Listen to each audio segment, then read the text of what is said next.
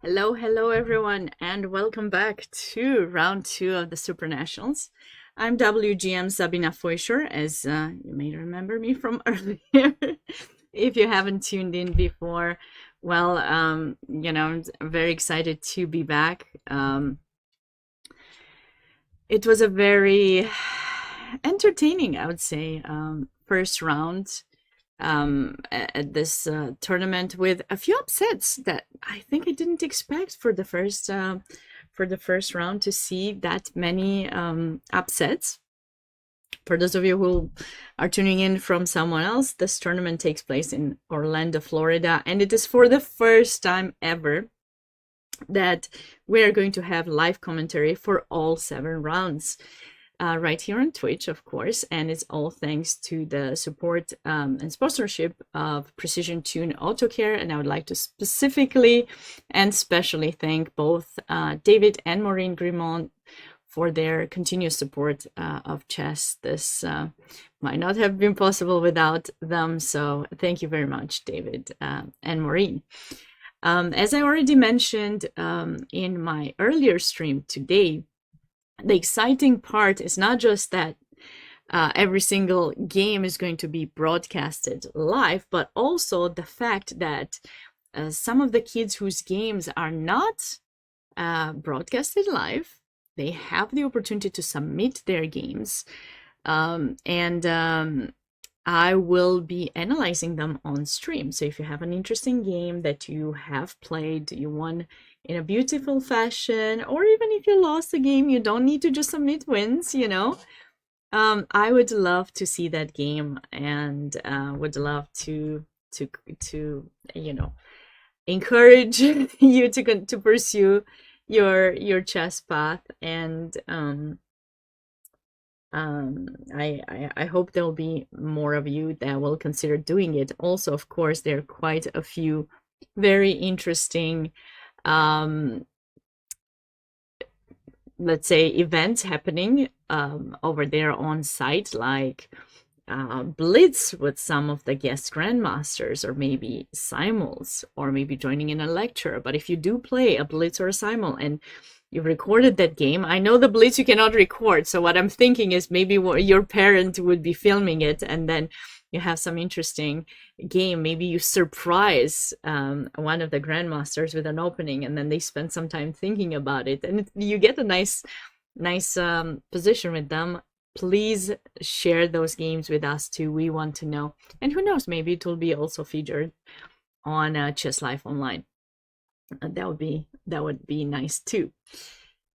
Other than that, what else can I say? For the remaining of the day, there are quite a few events happening. If you are on site, you definitely want to take the opportunity, I hope, to meet some of the guest grandmasters. The strongest grandmaster there very likely is Grandmaster Leinier Dominguez. Who knows, maybe there'll be some special guests unexpected too, but as far as I know, that's him. You also have former women's world champion Grandmaster Susan Polgar.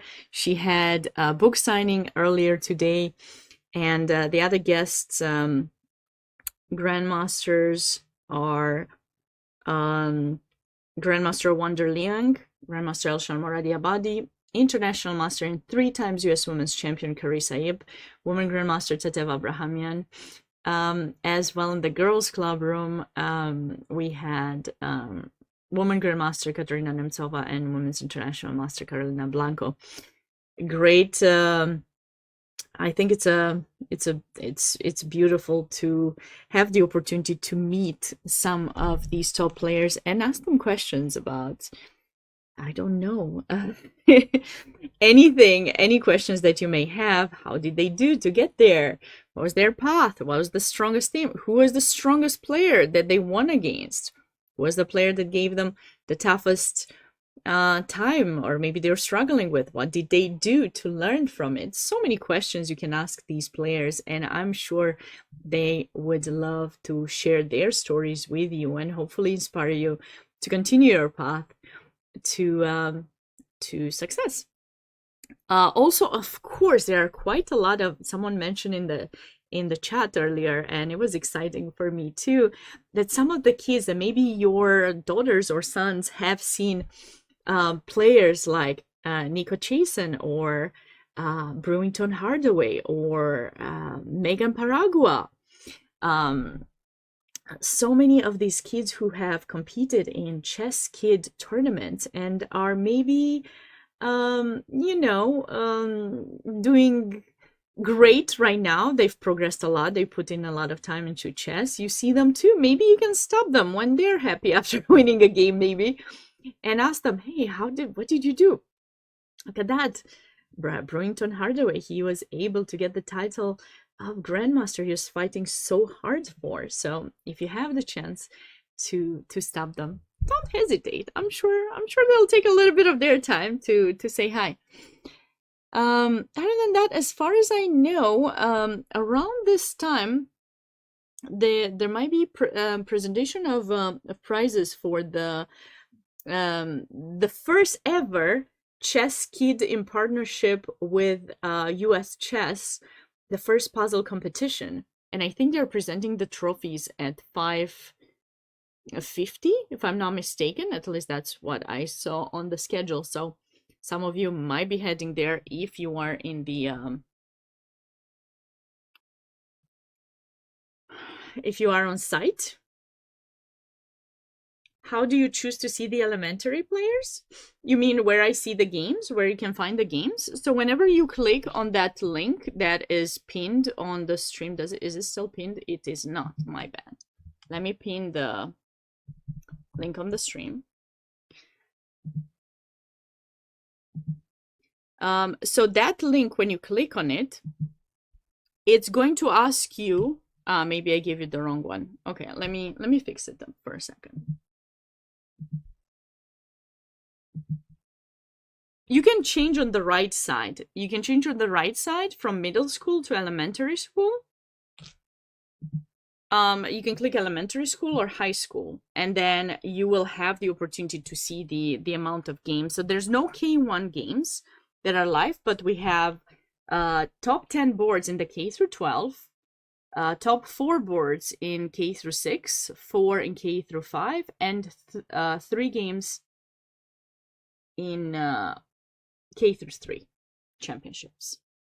So if you select on the right side, you should be able to get to where it says elementary or middle school or high school. Awesome. Sure, of course, my pleasure.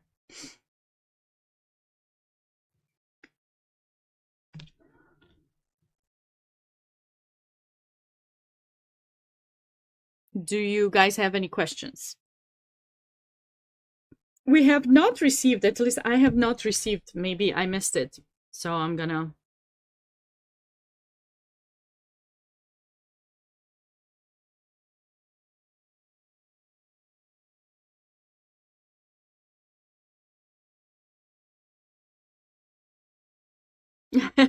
So I just received this notification that I was checking. If, by the way, if you're in the Skittles room and you're watching me on the TV, feel free to stop by the stream and write in the chat, say hi, send me a picture, tag me. I always love seeing people interact with me. It's much easier than having to talk by myself, although I don't mind it.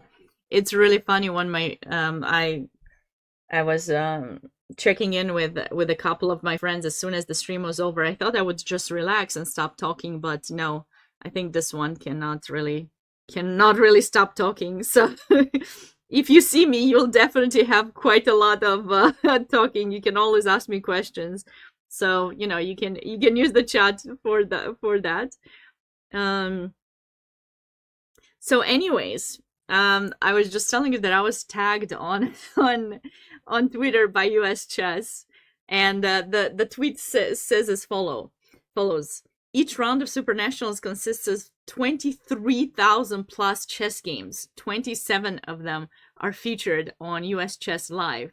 and covered on, you know, on the commentary on Twitch by me, by Sabina. That is, as for the other 99%, that's up to players, parents, and coaches. So I love that tweet. It's definitely like inviting you, I hope, to submit your games so that we can see more of your play and see how you're doing. Well, or how your kids are doing in the tournament. I love that tweet. I should save it forever because it's kind of fun. It's definitely really fun. Great tweet. Great tweet.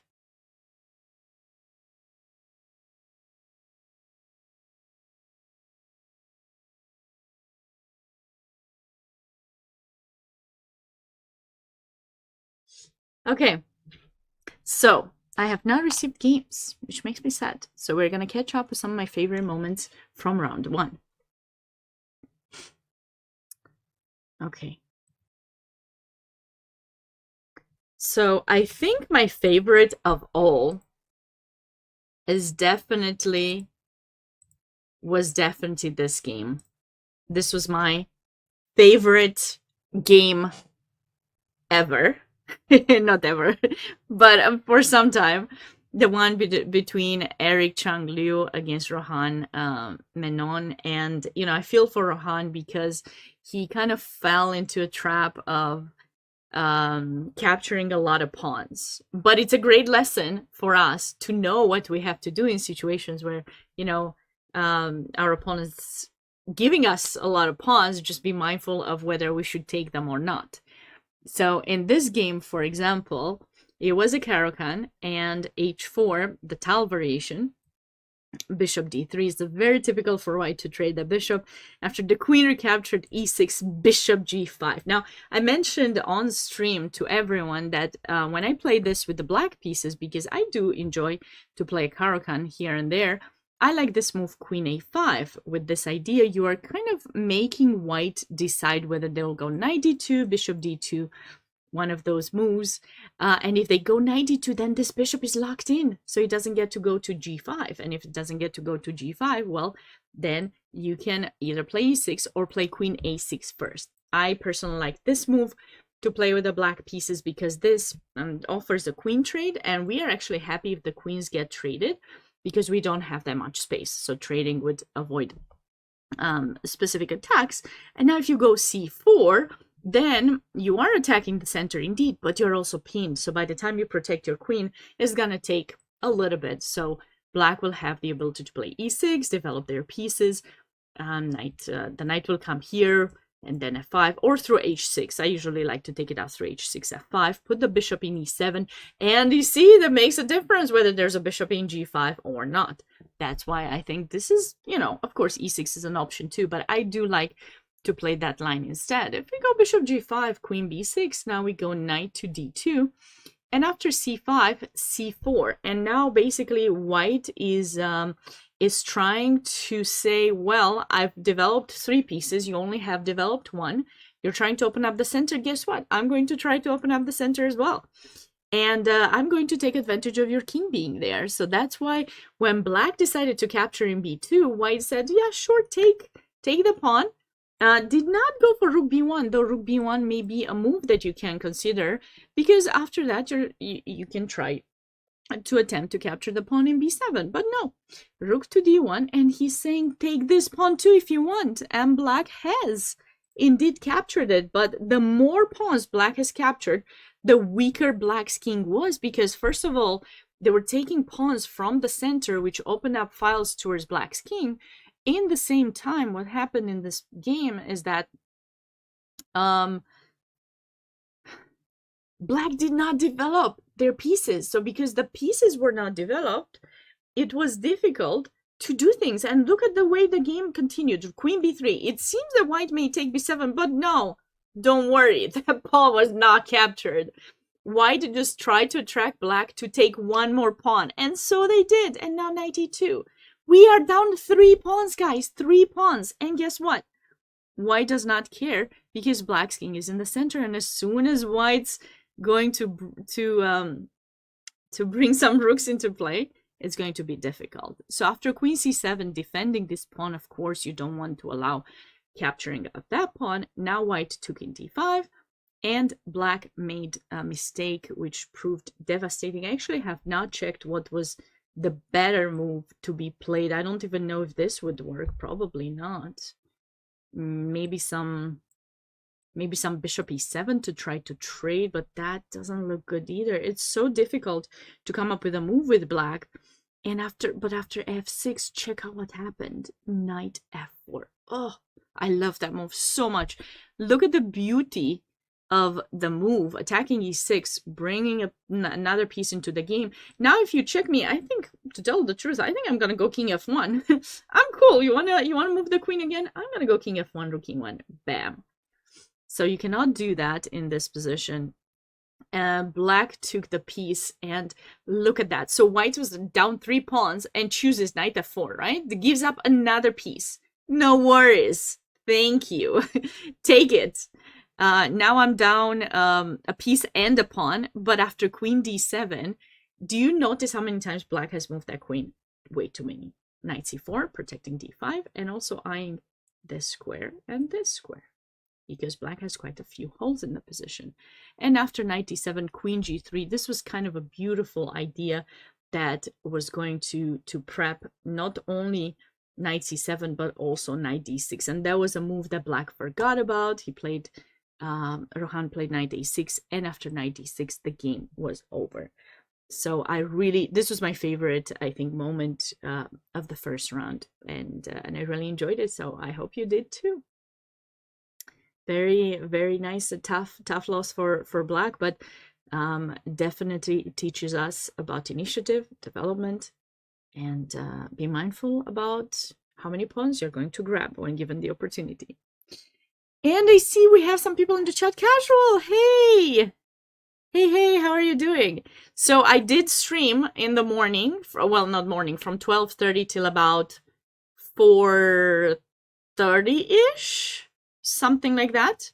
And then I turned, I tried to eat something, made some chai for myself, because me and my chai actually have some right now.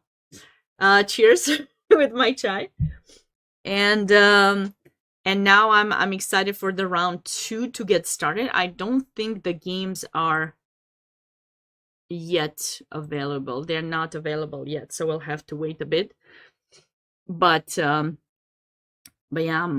so it's 6 p.m. The round does start now, and so I think that there's a delay, like 15 minutes delay, so we still have a bit of time to chat. If you're watching, I don't know where you're watching from. Let me know if I don't know you. Of course, I may know some of my favorite followers in my channel and in US Chess channel. But if you're on location and you have any questions or you want to say hi, don't forget to take a little bit of a break, take a post, take a picture, tag US Chess, tag me, and I would love to hear about your stories, what you've learned from the competition, and many more. I also want to remind everyone, because I think this is important, US Chess is doing this brilliant giveaway. I think it's brilliant because I was partially the one who had the idea. I'm not going to take all the credit here, but I think this is kind of a beautiful giveaway that I want you guys to be aware of. So the entire weekend you will have the opportunity to write in the chat, whether here on Twitch or on US Chess's Twitter, Instagram, or Facebook accounts where this picture is shown. You'll have the opportunity, just like the post, follow US Chess, and then write your favorite chess player, and you have the opportunity to win this signed board, which I think is pretty cool. It has not 32, but 31 signatures. There's a big chance that might get the 32 one, but 31 signatures. I'm somewhere there too, by the way, in a corner. But I'm not the special one. We have Grandmaster and Fabiano Caruana, Hikaru Nakamura, Wesley, Leinier, Carissa, and so many others. So, you know, I'd love to. We're keeping track of everyone, you know, messaging, and US Chess is gonna decide who's going to be the winner of this giveaway. No, it has to be someone favorite chess player who's on that board, casual. Who has signed that board. It's not just those players that you see pictures. Those are the most, you know, famous one. Aronian, of course, is on that board too. Who's your favorite chess player of the past?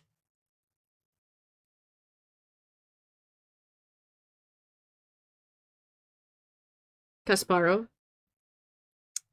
Yeah.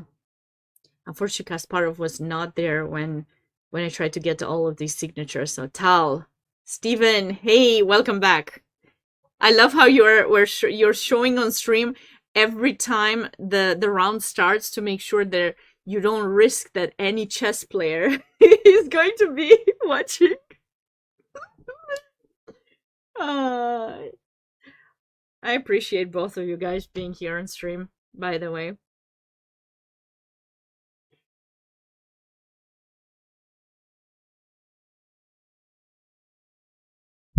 My favorite is Wesley, a good friend of mine. Nice, nice. I like Wesley too. I have a really nice story with Wesley. When, you know, a few years back, before he switched federations to play for the US, I think it was in 2014, he had not switched federations, and he was the coach of the US team at the Olympiad. He was the coach of the men's team. But in the first few rounds, the men's team was preparing in the evenings, or they, you know, they didn't need as much of Wesley's help. So guess what? Wesley, well, he could help the women's team. And a few times I needed help with some opening preparation, and he was so kind and helpful. I won all my games when he prepped me. He was so patient. Like, you don't often see a good, like a top chess player having patience with sharing their knowledge, but Wesley did. And I'll always remember him for that. And Wesley is also special for me in a way, because both him and I, we won the US respective US championship in the same year, 2017. So it will always, Wesley will always have a special, I'll always have a special bond of him helping me that Olympiad. And then when he stopped helping me, I did not win anymore. So I always remind him, Wesley, why would you go help the men's team? Why wouldn't you help me? Come on, I won. I could have gotten a medal. But we always get a good laugh. So he's very nice. Yeah.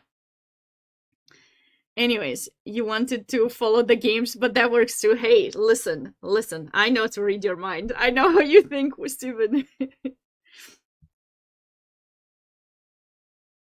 When I became serious and started studying chess, I printed out his Najdorf moves and started learning. Yeah, of course, Najdorf is a tough opening. We had a few Najdorfs actually here.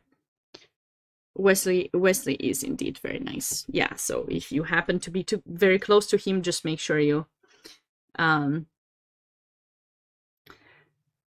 say hi.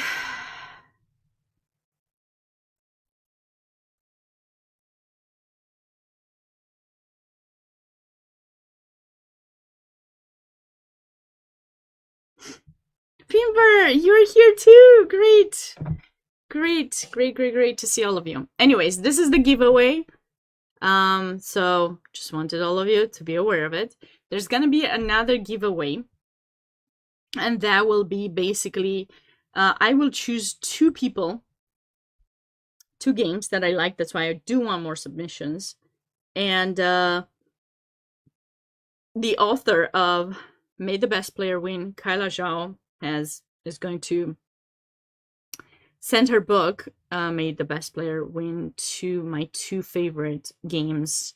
Well, the players who have submitted my favorite games, and this is a new thing that we're doing as well. But okay, enough of that. Let's see. Do we have moves? I know many of you are waiting for it, but I know there's no moves yet. So, no moves yet. But once they start showing up, we'll get into this. Meanwhile, we can have some more talk if you have any questions. I know the players, some of the players, it's a really big tournament venue, as far as I was told. So there's probably a lot of walk. Some of the players might still be going towards the board.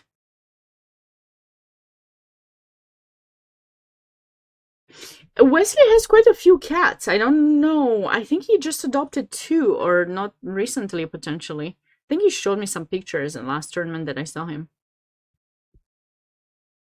I have a cat too. Do you guys want to see my cat? I'm happy to bring my cat. She will be like a special US chess, US chess. Sabina's cat, who will be shared temporarily on US chess. Okay, let's be very clear. Oh yeah, let's check the sparings. Good idea. You gave me a great idea while we're waiting. You gave me a great idea. Yes. I fixed that. Oh, I'm so proud of myself. Because I had an issue earlier today, so. Okay, so let's see.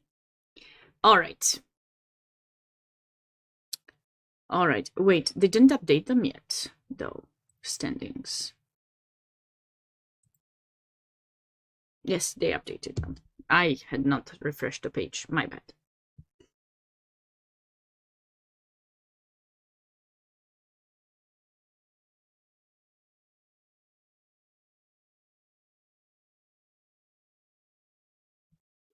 Okay, so. But.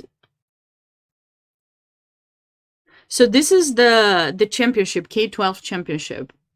You guys should be able to see. Can you guys read this well enough, is my question? So that I can make sure. I mean, I can see it, but can you guys see it well enough? Is it big enough? Finver wants to see the cat. Okay, perfect. All right, so Brewington won a nice game this morning. Nico had a very, very nice end game that he outplayed his opponent. It was Rook Knight versus Rook Knight. Engo also, Tani won in a cute fashion. Yeah, the top players have kind of stayed. They won their games. Looks like Isaac was able to win that game. That was, I did not expect. He was worse. Steven, if you're still here, remember that game we were trying to trap the queen? Looks like he was able to win. Isaac was able to win. No queen. No queen trapped. Okay, and then we have K8 championship. In K8, I think there was an upset in K6.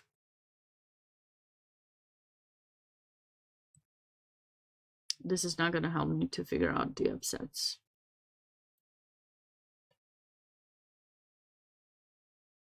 Oh, looks like we had another upset here. Which is a draw. Vihan has drawn his game, so that's definitely an upset because, yeah. Yeah. And now, Steven, I'm just going to remind you every time that we need to do a trapping, searching for the queen trap and the king trap. Following up the king trap. Okay. So we have quite a lot of players. I mean, it's... Some players have also requested draws, I see. Then we have K8. No, K6. Utarik is the highest rated in that section. Elliot has won that game kind of nicely.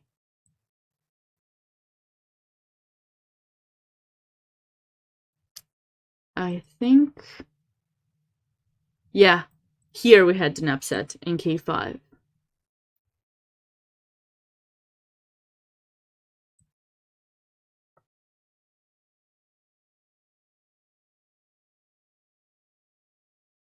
Actually, I can show you guys the game, and I think the moves will be starting soon. But this game. This was the game that we had an upset in. And this was the elementary school K6 championship. Because Ethan has blundered earlier, if you guys remember, if you were watching, if you weren't watching, somewhere around here, Ethan, oh, wait, you can't see it, my bad, sorry. Let me change the scene.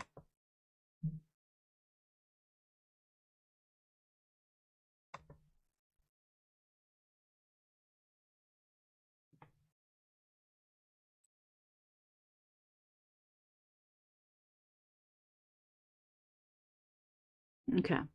So in this position, Ethan has made a huge mistake. He played the move rook e1, and surprisingly or not, this rook in a1 is going to be trapped now because we have knight b3 forking the rook and the bishop. White had to go rook d1 to protect it, and now obviously you could try to take the pawn, but then white may be able to take in a6, take the bishop, and this could be just fine, you know. But instead of that, what happened is black ended up playing the move bishop f5, a very nice move found by Sanchit and Sankit, I don't know.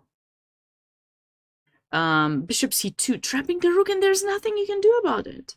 Bishop e3, bam, rook is trapped. So you would think that he would be able to win this, but unfortunately he missed a very important tactical idea, which had to do with this pin.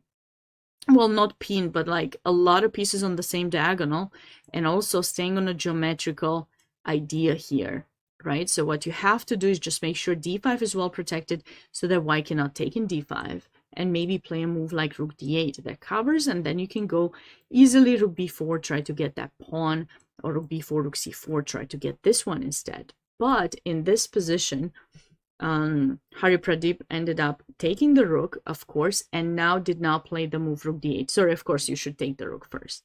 And now he played this move rook b4, which allowed white to take that pawn. And from here on, you know, white was able to hold. It was difficult. There was still some nice ideas, but to try to play for a win, but it wasn't as easy. Dylan, hey, great to see you here. All right, casual. I'll see you soon. Dylan, long time no see. Well, I saw you yesterday for 2 seconds. But I hope all is good with you. Thanks for stopping by.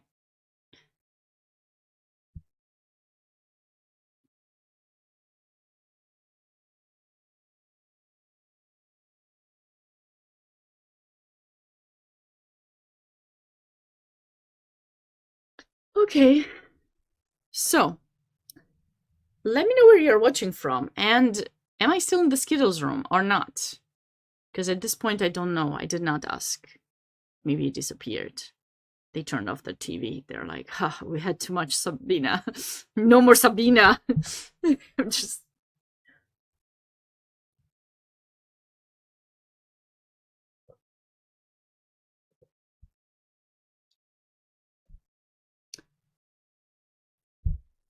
Do we have round 2? Not yet. It will soon. It will start soon. It will. It will. Oh, it started. Let's go. Let's go. Okay. K through 12. Let's start with K through 12. So, Brew started with knight f3, d5, e3, reti, c4, and you can always be tricky. When you play this move order, you can decide if you want to go d4. If you don't want to go d4, do you want to play b3, bishop b2? Do you want to take? Do you want to play d4? I already said that. Just wanted to make sure you're actually listening. But you can play d3. You can do...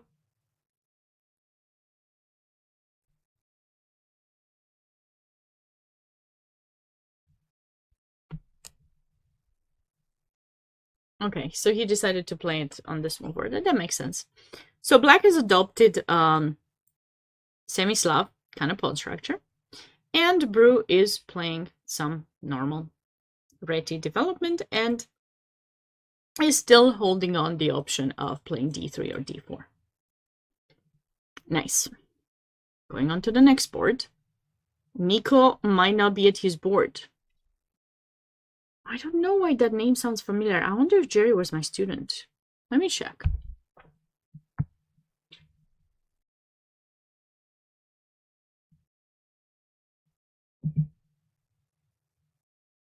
No, it's not.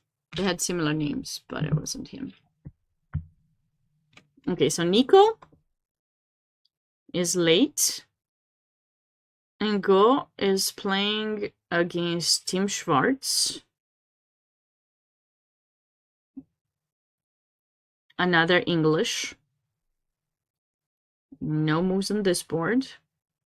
Ooh, Najdorf. I don't know why I'm so excited about it. Every time I see a Najdorf, I think it's just amazing because I'm learning new theory.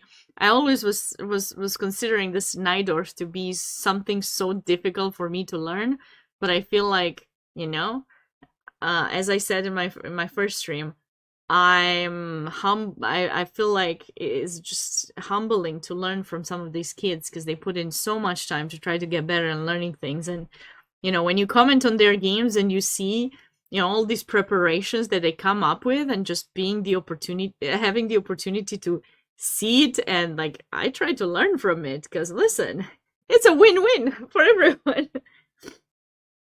Hi, Evan. This line with f3 is what I'm learning to play against the Najdorf. I see, Evan. Nice. So let's see. So you're playing this for white, h5. Okay. I don't know if that's main move h5 here. I thought it was castle. But I guess h5 is another line. It's actually a nice idea, h5, to try to stop some g4 ideas, because white will eventually have ideas with g4 after castling. So it's kind of a nice stopping way. Bishop e2 and knight e5. Yeah. We like this. We like this for white.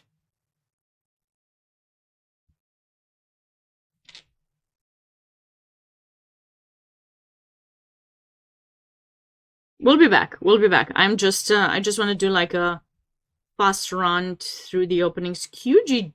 I haven't seen QGA in such a long time, and this time with e5. Interesting. Interesting to see it finally be played again. I used to play this with white as a kid.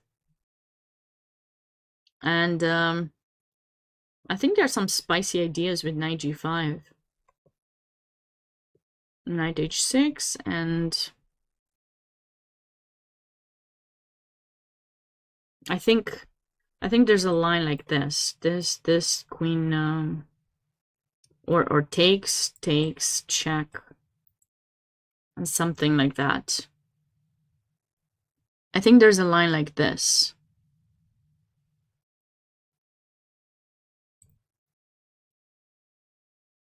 Because this bishop is exposed, and you see this kind of idea in e4, e5s as well. This looks also in a way like a Scotch gambit or something. Not exactly, but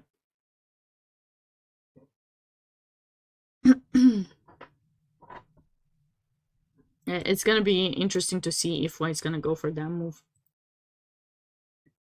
Okay, so we have some kind of Catalan here. Yeah, I've seen this line being played. So bishop b4 check, attract, bishop d2, and then going back to d6. The only problem, well, it's not really a problem, but sometimes white can consider to go c5 and chase the bishop even further.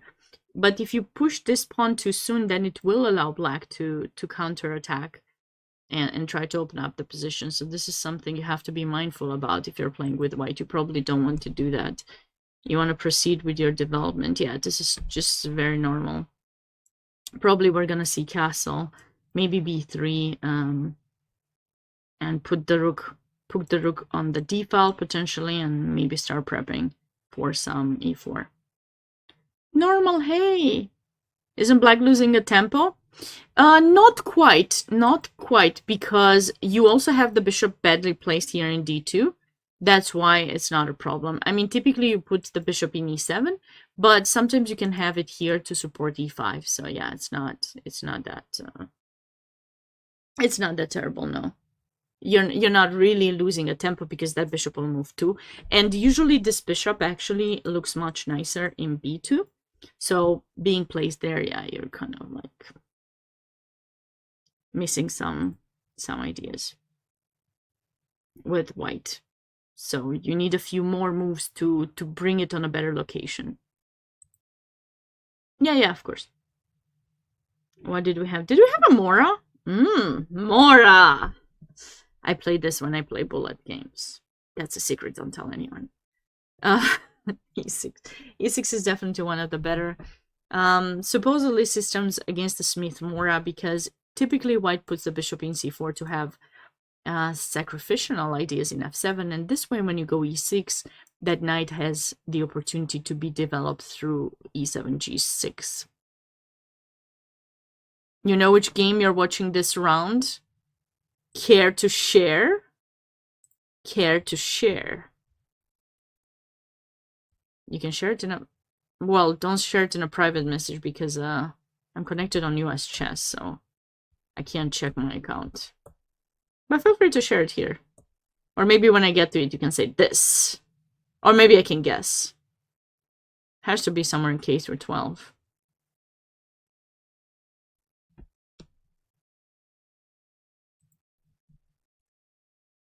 This is interesting.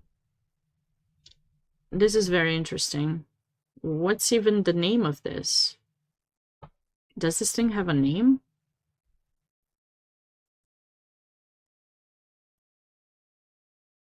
I don't know the name of this opening. Well, it's Sicilian, obviously, but I don't know that e5. Does it have a special name?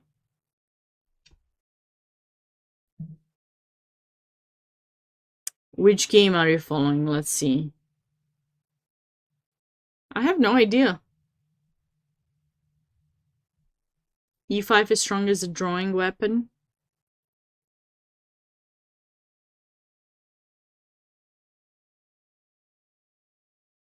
Interesting.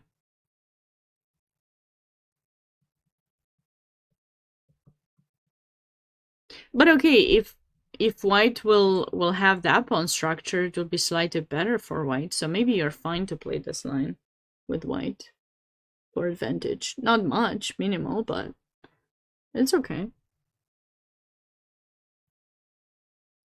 Okay, catching up with middle school.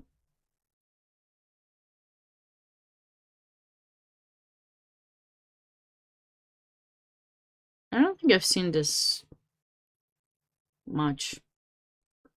Wouldn't be my recommendation. Because now, you know, you want to get c5 in. This way you have to wait some time to play it. This is a great opening for Bughouse. You can leave the knight in f6, let them take it, and just develop like that. You'll be kind of safe. At least that's what Brian told me when we did do a stream on Bughouse. But like this, I'm not a fan of this setup for black, because you'll need a few more moves to get the knight on better position. What is this, Scotch? Yeah, Scotch. Scotch gambit.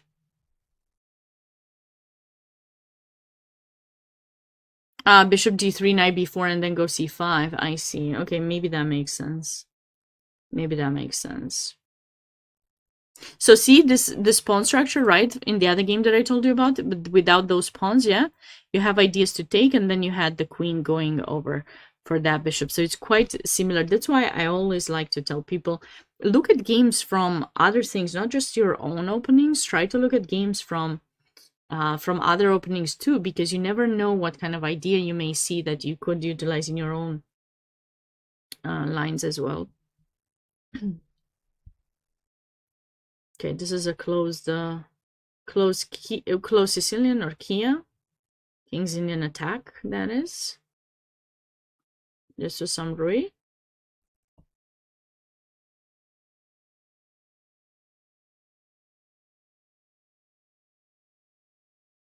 Okay. White's doing okay here, I think.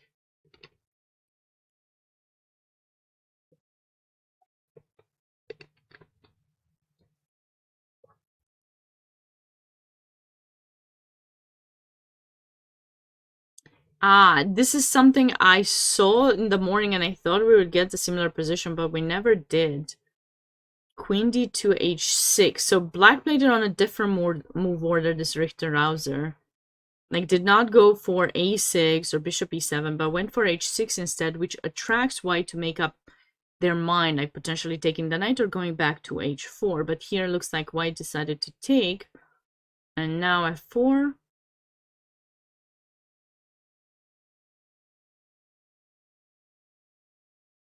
Mm-hmm.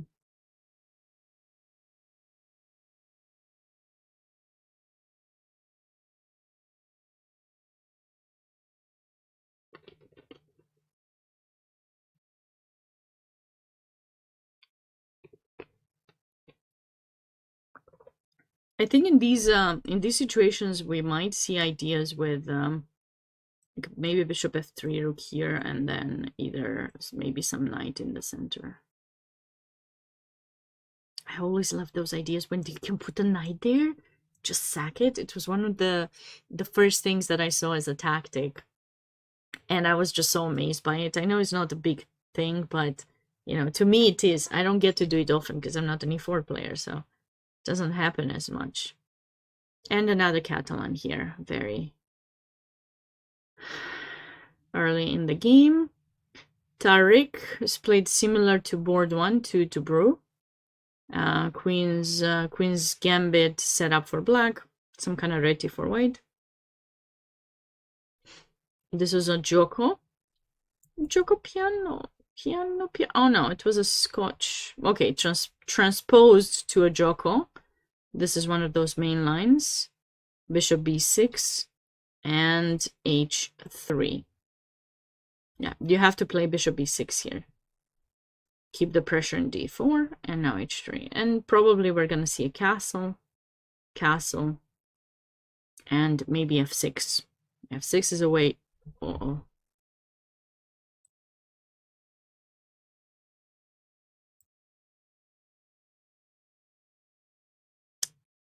Hi, Elian, welcome. Is this event FIDE rated? Not to my knowledge, no, it's just USCF rated.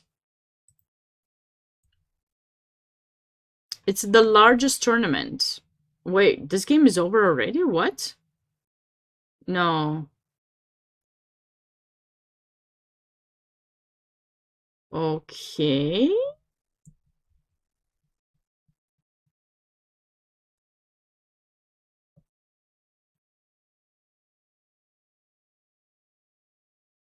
No, it's not possible. I'm gonna send a message to the DGT operator and ask.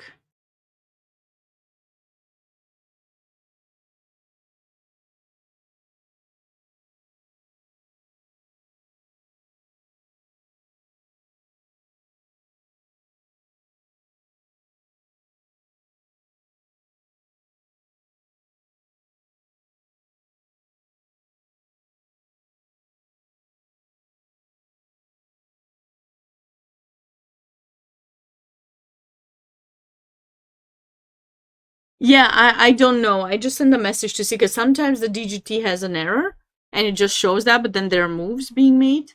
I mean, there's nothing wrong in this position. Why would someone resign here? Wait, this move was just played, right? Yeah, I think it's just a DGT issue. It's a dish. Guys, what is happening? Oh, they are having DGT issues. It's fine. DGT issues, I think.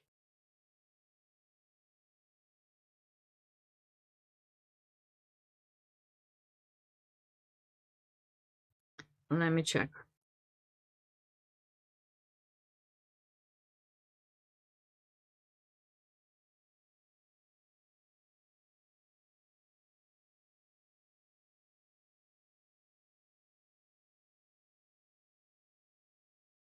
Time to end the stream? No, no, no, no, no, no, no, no, no, Steven. I'll be here. I will be here.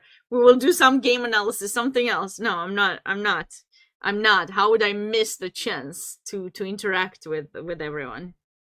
No, I'd not miss that.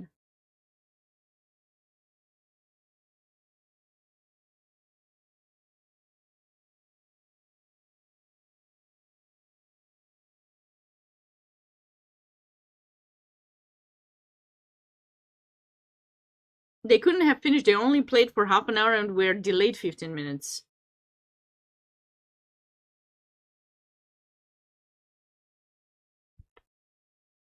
We're delayed 15 minutes. No, it's just a glitch. I'm sure it's just a glitch. Why would you resign in this position? Why would someone resign here? Come on. Okay, this game is going on.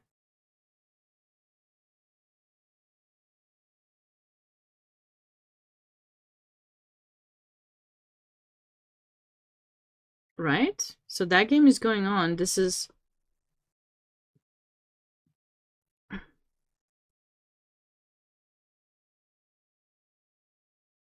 Those two games. Something's up with those two games. This one is in progress. Once I hear the back, I'll let you guys know. But until then, we have plenty of games. Najdorf, h5, bishop f5, trade, g6, lovely. Bishop h6, yes, trade, I like the trade. Rook e1, okay, white's gonna prep for some f4, king f8, cute. He doesn't need the castle anymore. You can always push the h-pawn and activate the rook in different fashion.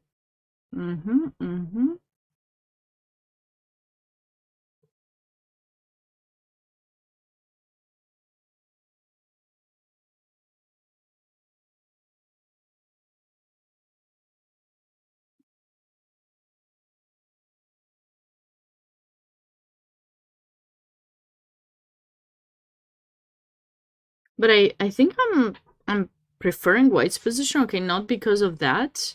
Don't get me wrong, but I just... No, I was thinking g4. Like, is this too much? Yeah, it's too much. Okay, fine.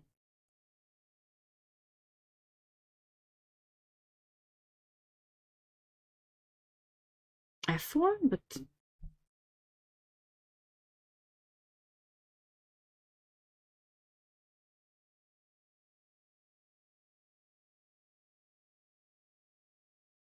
f4, e4.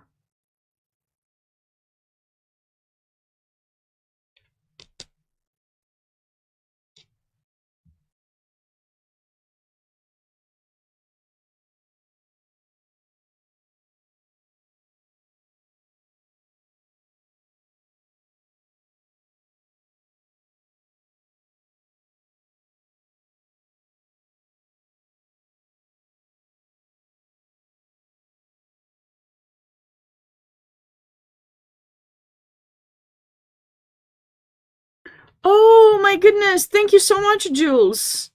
Big raid. Shout out to Jules Gambit. Thank you, Jules. I hope you had a great stream. Welcome, everyone. Thanks, Jules. Currently streaming, doing commentary for the SuperNationals. I'll be here the entire weekend commenting on some of the most talented chess players in the US. It's very exciting. So welcome, everyone. Let me know where you are watching from and if you're rooting for anyone here, or if you want me to check out any of the top boards. We're just looking at this Najdorf position that I'm trying to figure out how can white gain a bit more space and a bit more activity. Maybe, you know what I'm thinking? I'm thinking to try to get the knight here now that pawn has been pushed. Queen c3 is also an idea. It's definitely going to give some really nice vibes for white. That's why I think f5 was a bit too much of a weakness creator in a way, you see. So yeah, we're not a huge fan of that move. What was this? This was another one of those Nezhmedinov's Rosolimov. I think this is the first time we see a Rosolimov actually here. Knight g5, Queen d7. So actually,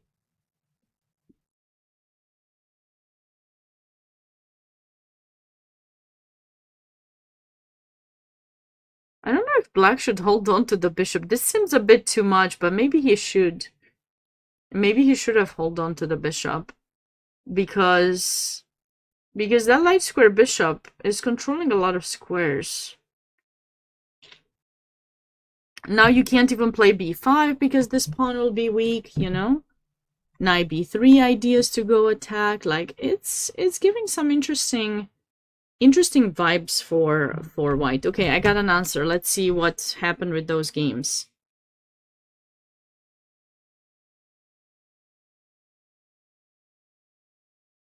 Okay, so it seems that they corrected them. There was a glitch. There was a glitch. Are you a grandmaster? Yeah, I'm a woman grandmaster.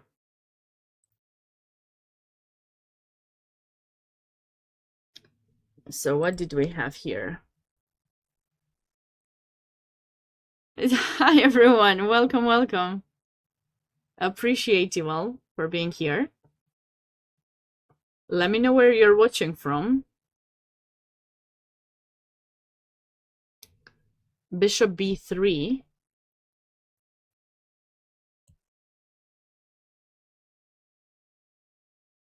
Yeah, okay, this is quite symmetrical, you know. It's pretty symmetrical, I mean. Okay, the player with the black pieces obviously wants to equalize first. So there's this mentality that a lot of my students have, and I'm actually curious to know your opinions as well, how you feel about it. But whenever a player who is stronger plays someone who's weaker, they really want to win. They have this mentality that they have to beat the player who's weaker. And the problem is when you go to the game and you're only thinking that, if you make a mistake, instead of trying to make the best move on the position and try to hold on and get an equal position, you're going to try to imagine that your opponent is not very strong and you're going to try to find a way to outplay them. But you might risk a lot. And I think it is very important to have as much objectivity as possible in a game because, you know, you're not playing the opponent as much as and the rating of the opponent. You're playing the position you're given on the board. So the best thing you can do is play a game, get an equal position, and then try to improve your position every step of the way. So I feel that if we're coming back to this game, which we will, we're going to see how black is going to improve his position slowly, and we'll see if white will make mistakes. If white does make mistakes, then they might lose. But if they don't make any mistakes, then, you know, the game very likely could end in a draw. And you shouldn't feel so bad about it, because if your opponent plays well, that's it. Like, it's fine. They played well. They played a good game. You didn't do anything wrong. You just try to play the position that you were given at hand. If you guys have other suggestions or you do it differently, please let me know. Would love to have a conversation about that, because that is quite important. So Vivan has played a Benoni with reverse colors. JJ will be happy about this game. I think in SuperNationals you have to risk since there are so many players and so few rounds. Okay, in a way you got a point there, but how much can you risk, though? Do you want to risk in such a way that you lose and then you have no more chance to get any top places? Or should you play cautiously and then risk later, towards the end of the tournament? It is tricky. It is certainly tricky. I think it depends. I think what's very important to do in these kind of big tournaments is make sure you're prepared, do a lot of tactics, prepare your openings, and then, you know, just go there with the knowledge and with the confidence that you can try to play a good game regardless of whom your opponent is. And that's, you know, that's where you start, and then you go from there. Exactly, you could just play solid and outplay everyone if that's your style. I mean, if you have a different style, sure. But here we have a really nice kind of benko, but the benko where white actually has no pawns down. They took that. They got two nice, the bishop pair very nicely. White's doing really well in that position. And here we had some kind of like reti, not with c4, but just, you know, double fianchetto. And now, okay, pawn takes. So we're anticipating maybe pawn recaptures now, and then going for e4 or something. I think that'll be nice. And then here, what happened here? Scotch. This is the classical variation, 97 bishop c4. Castle b6 is actually new to me here. Typically 95 is what's played, deflecting the bishop back to e2, and then queen g6, I think, or d5. You can try to play with black to try to attack the center. It's kind of important to attack the center. Queen g6 is also nice.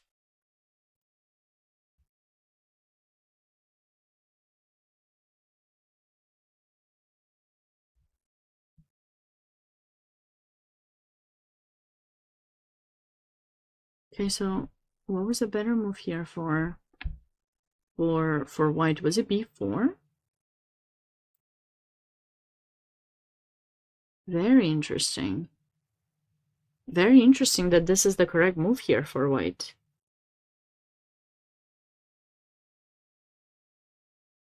There's probably that knight from d4 cannot go anywhere because so if you go there, I guess we take. And I don't know, we might even consider taking potentially, maybe not, to double up those pawns and then maybe something like this. Interesting. So after the capture, okay, now white is down a pawn. But in the other one, white would still be down a pawn, but get a bit of compensation in a way because you are making some moves with tempo, which will help with development. And I do like the queen in b3 quite a bit. And the last board on k3, we have extra pawn position here for Grayson Zhang. What was this?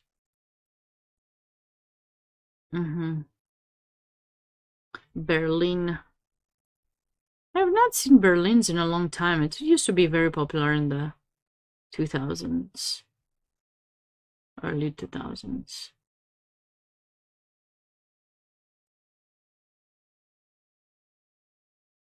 Okay, so white wind up with an extra pawn.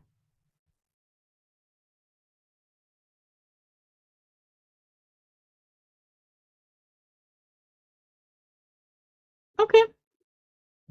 All right, let's catch back up with those top boards in the K through 12 championship. I think we stopped around here in this game by Brewington.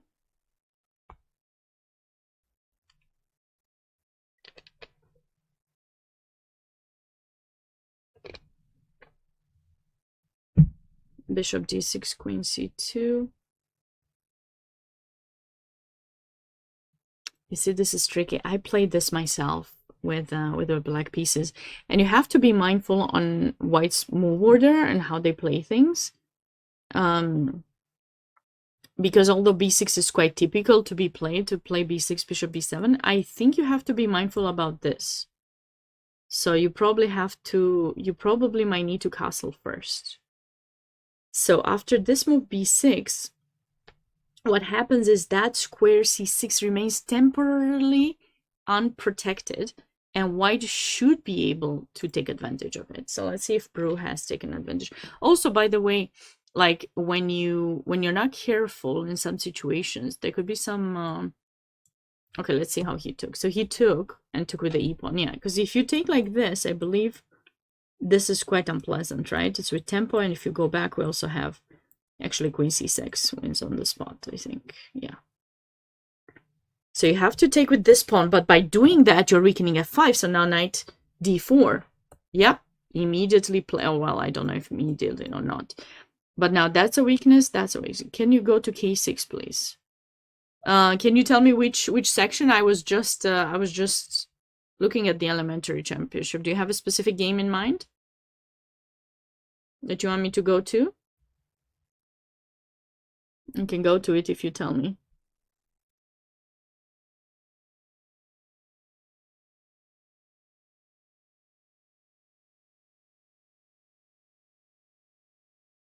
Which game do you want me to go to?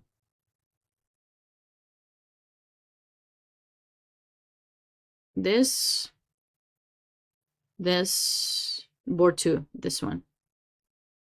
Whom are you rooting for? Ojas or Elliot? It's still quite early in the game from the Rey Lopez. Yeah, this is board 2, right?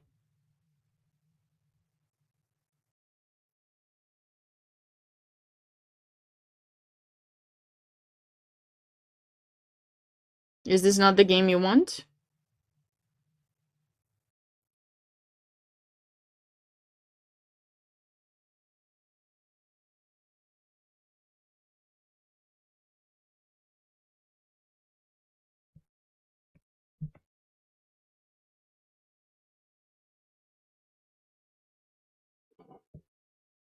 It's still early in the game to say much. There's still theory here. Yeah. So, I mean, in this position, what white can do is either they're gonna choose to take here and double black's pawns, or just go back bishop e2 to get themselves unpinned. And then they can still go rook c1 and stuff, but usually a lot of people like to do that. And then sometimes they go knight d2. It's still quite early to tell much about this position. Do you have a specific question?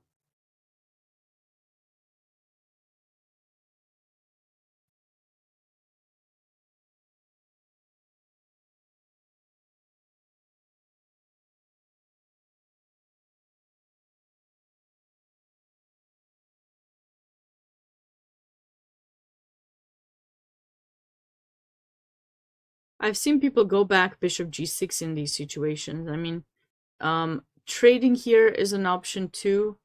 And then this knight can consider coming back on that side of the board, but I think usually they wait for a bit with the capturing c3. If it were me, I would not capture in c3. I would feel like that's not something I'd want to do with black. I think I've seen f6 or f5 at some point, but I don't know when. Maybe here, f6. Because black is a bit restricted. I mean, yes, they do have pressure here. They do have the pin, but they do have to do something about this pawn. So I've seen f6 usually being played. And I was going to try to do something about that.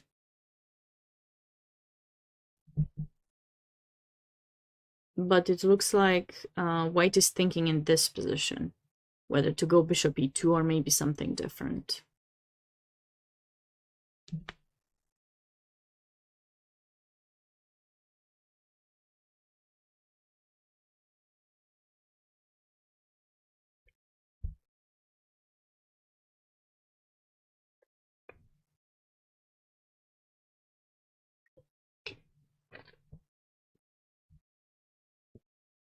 You won!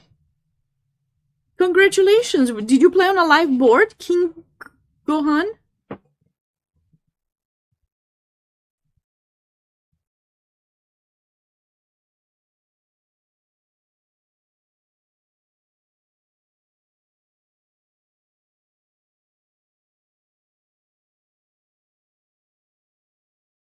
whom did you play? In which section are you playing? So I'm gonna go back to the top. This because I really like knight f5. Yes, yeah, I was about to. Yes, see, great minds think alike. I had to say that. I always have these like statements that I want to say at some point, so they just on the spot. No, this I really like the way Brew played here after b6, which is, like I said, weakens that square. So now you got to choose: do you weaken b5 or do you weaken f5? So black chose to weaken f5, and now immediately you see how he's coming to put pressure on both c6 and f5. So now you cannot protect both with a bishop. So basically we want to look at this move, but it's probably, I want to see, would the sack like this work? No, we don't have time. Maybe this? I think this works.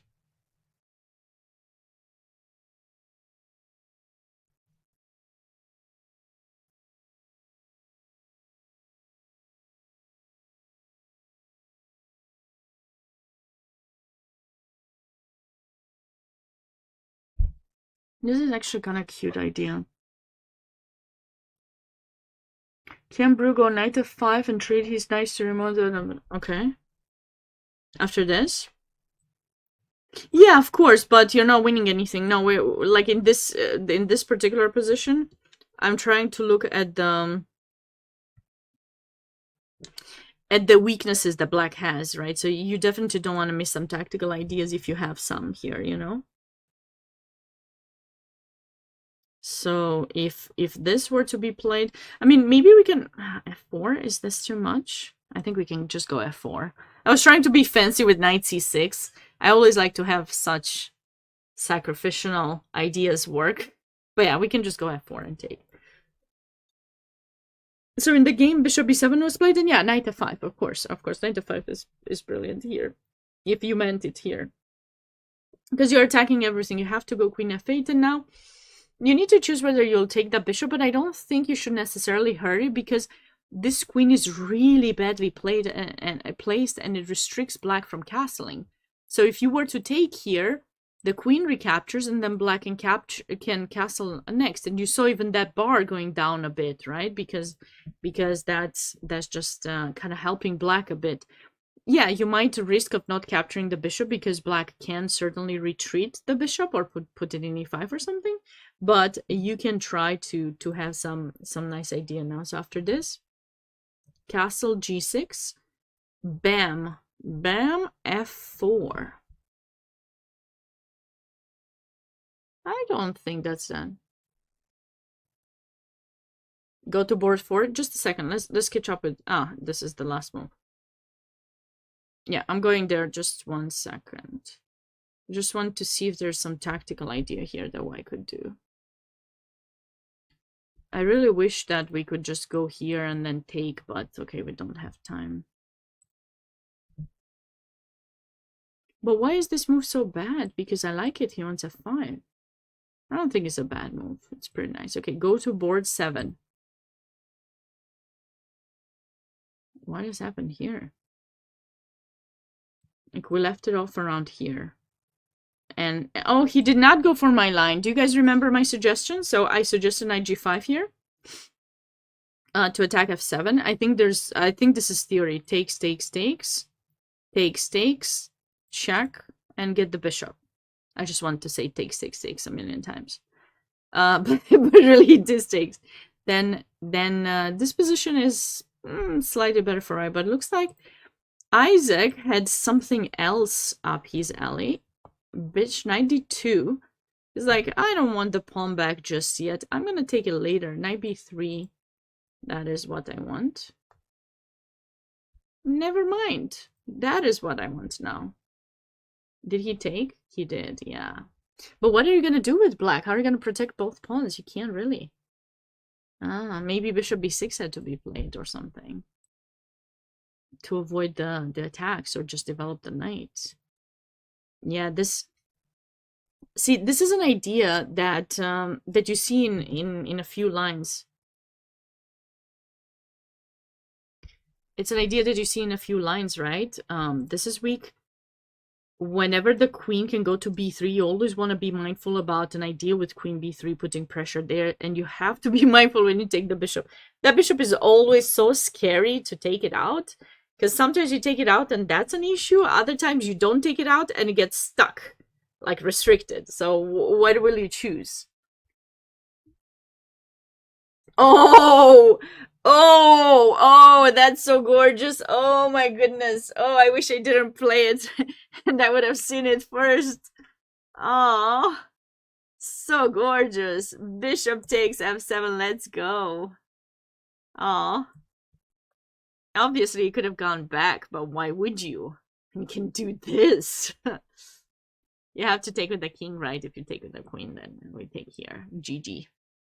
Okay, so you have to take with the king. And now queen takes c6. At least I saw one move out of the combination.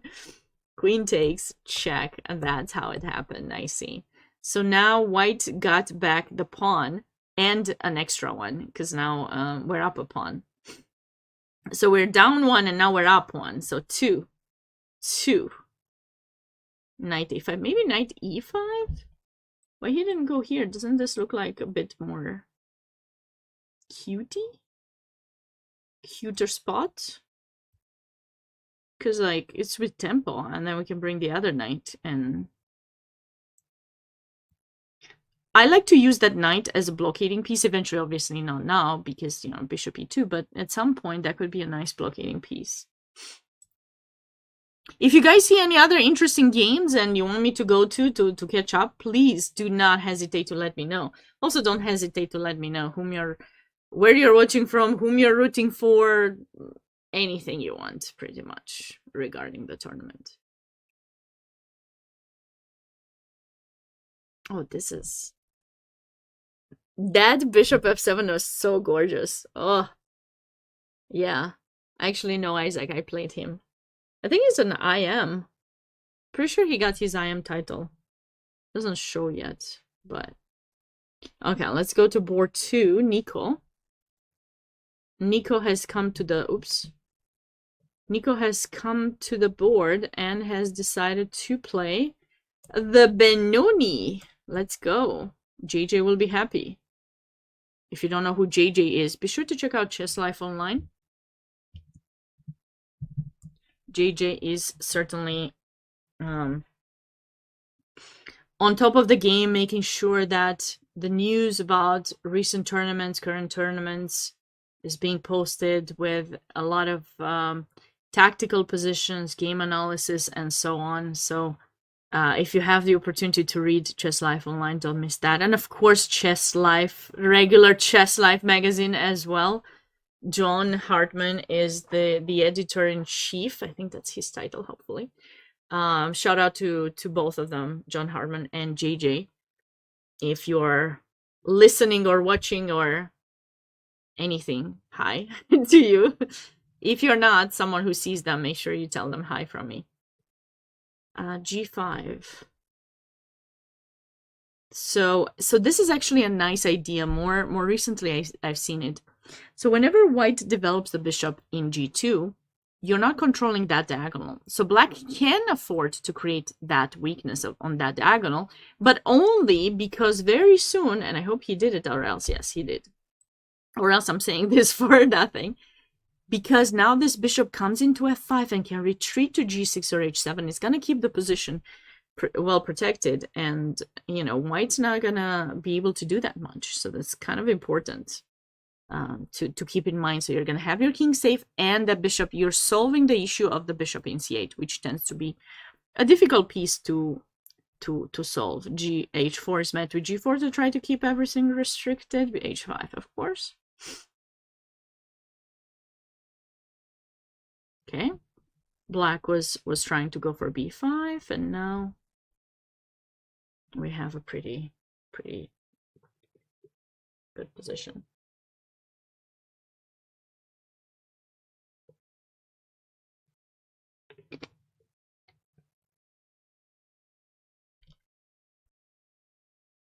Okay, I mean, it's equal, but I mean, we're fine with the black pieces.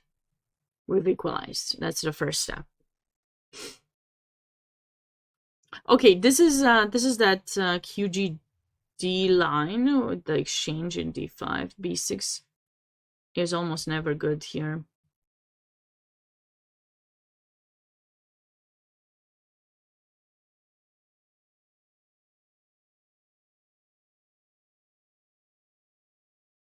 I was trying to see if this worked, but I don't know.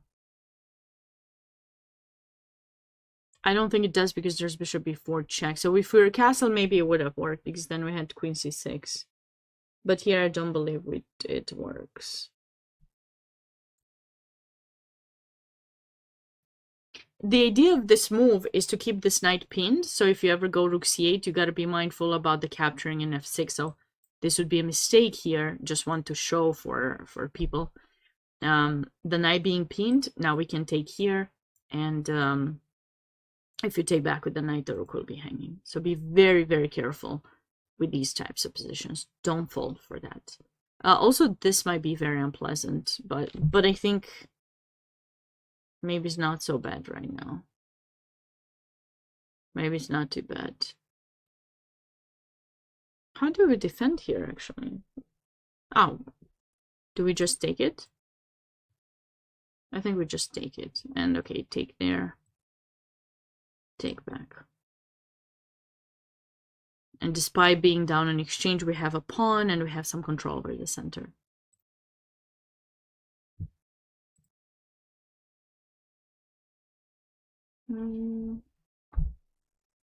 Tony's got a nice... That was not the kind of arrow I wanted to make. It has the bishop pair and some pressure on white's king, and maybe f5 will be something he can consider f5, f4. Maybe rook lifts after the bishop moves. You actually have ideas with bishop d7 and try to take too if you can.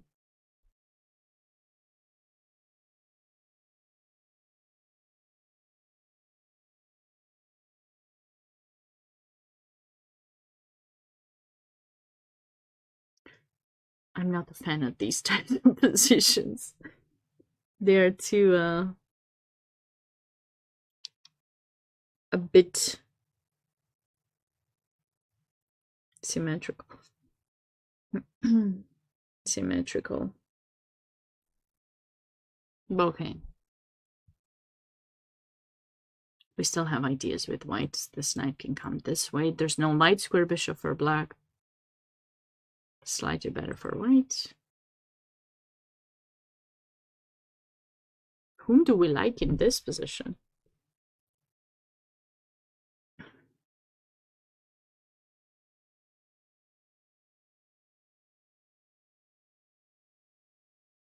Like, originally I was thinking that black might want to do something like this, but yeah, if we trade queens, then we definitely have no kind of attack or anything like that, you know, so.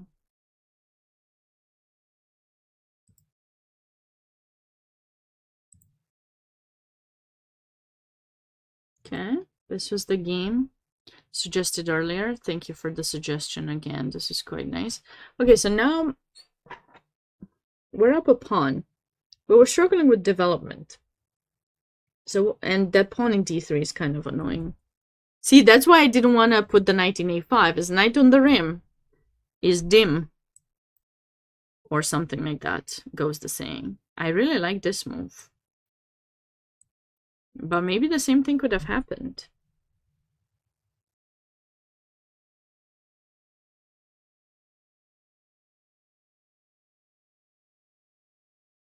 To be fair, black has a bit of counter, like, some chances. It's not decisive.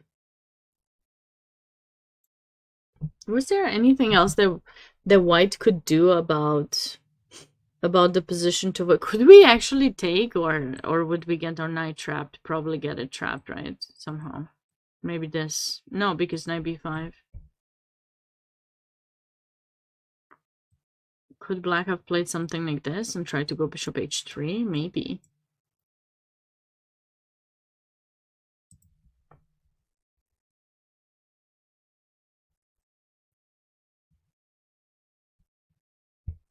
This position scares me, but I feel like maybe a3 is fine. And if we take, no cause for alarm, we take back, push the b-pawn, bishop b2. That's kind of what we want. Or simply move the knight, knight c4, and get the bishop out. I mean, a pawn is a pawn. A pawn is a pawn. Okay. Oops, I think I skipped a game. Apologies. Rose has a pretty fine position here. What? How did that? Ah. Smart. See, someone asked me earlier today, what's up with the bishop in d2? Is it a good idea? Is it not?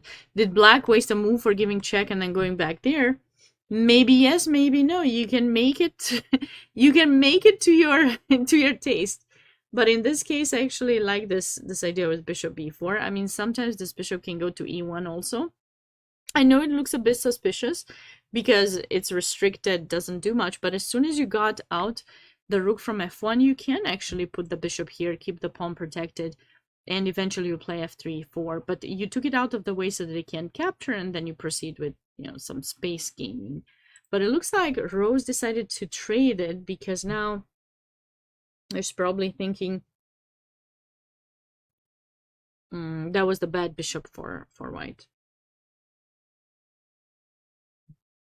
So now where do we move the knight? Do we go to g5 or do we go back here? Probably d6. And actually black will be threatening to take in c4 and then e5. e5 is nice, or c5 somehow. Trying to counterattack the center. That would be nice for black.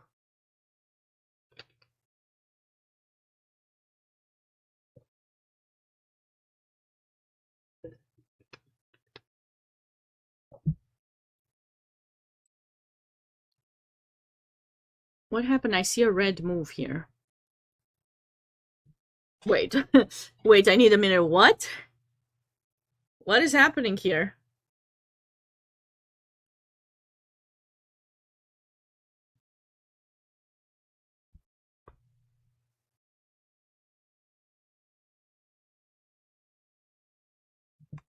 This is the threat. This is the idea. Okay, but we don't take. We just develop. Like, we don't need to take. We need to. Why is this move marked as a blunder by the engine?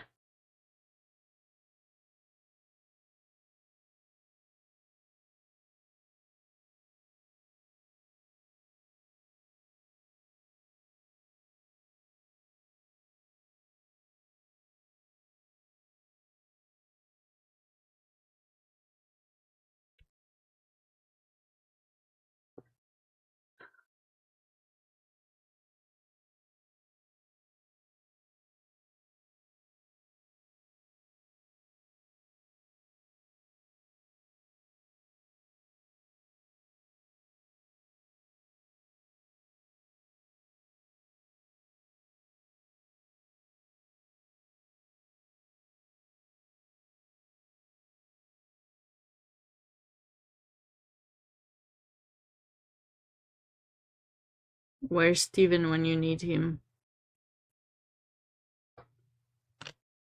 Can I take? And now...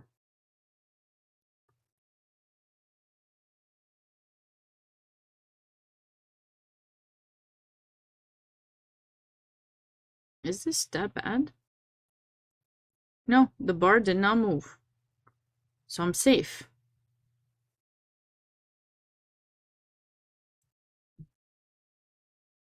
Okay, but why couldn't I do the same thing there?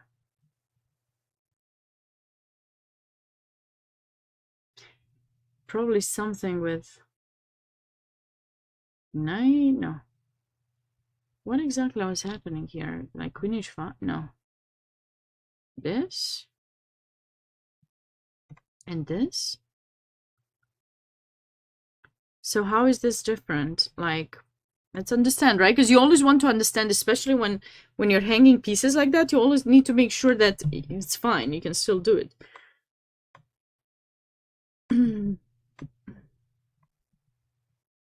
Because now the bishop controls this square. So black can just move this knight somewhere here or here. And there's g6 if you check me. Oh, wow. So queen e2 now just loses a piece.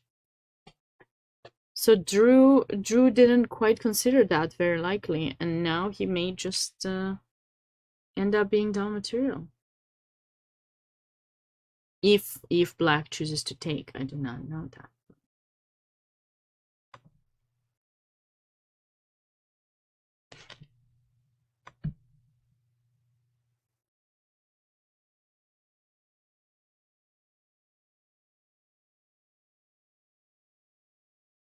And this game looks really good for. I think this was the game where this was that Sicilian that I didn't know what was the name of it, and now Queen f3 was played, heating f7. I like this move. You know why I like it? Because we're talking about trapping the queen, and I love a good queen trap. I sure love a queen trap. Let's look at this beautiful queen. It's not fully trapped because they can take. Sad. Sad moment. The queen escapes. Final escape of the queen is happening now. What do we do? Seriously, what do we do now? Do we trap it? Can we still? Because it was too nice. Too nice to let go. If we go h4, he might go h5.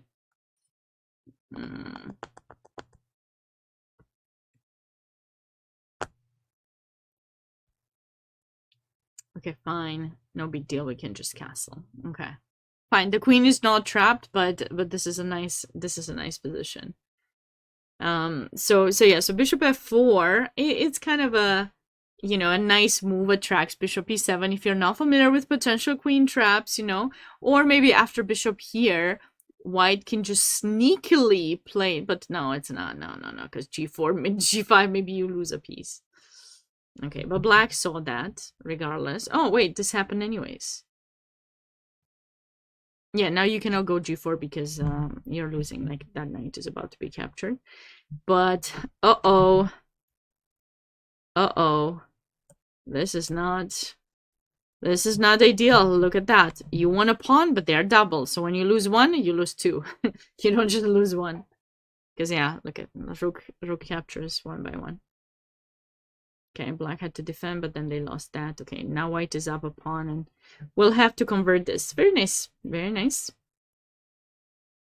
Let me know where you're watching from. If you have a particular game you want me to go over, do not hesitate to let me know. I'd be happy to do that.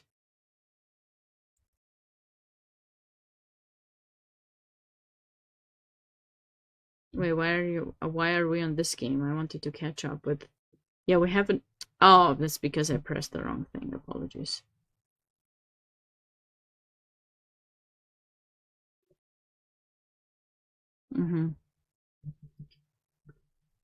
Typical French pawn structure, but it's interesting that the pawn never played to c5. Instead, knight c6 was played, which in my mind was not the kind of thing that you would have expected, but yeah. Okay.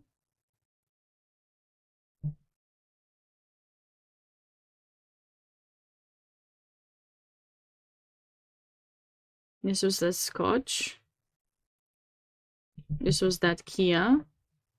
Okay, so far everything is so typical. There's no still theoretical position, and so is this.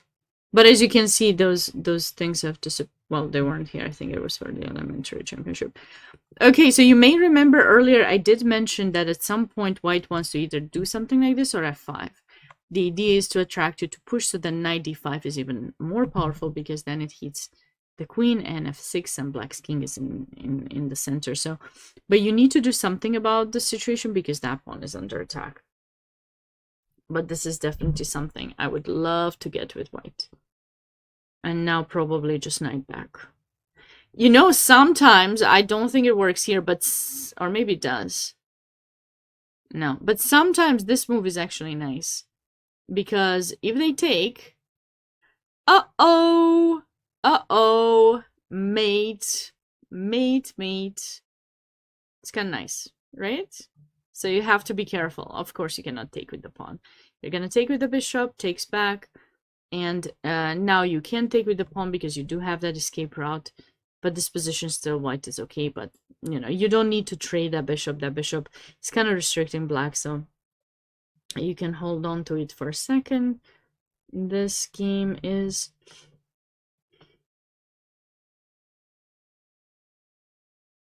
and black has to be mindful because sometimes when you push that b5 before c5, you might have some trouble to get c5 in later.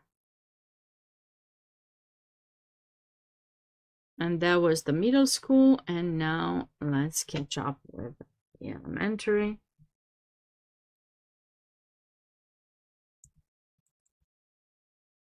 Okay, well, this was the game that I was...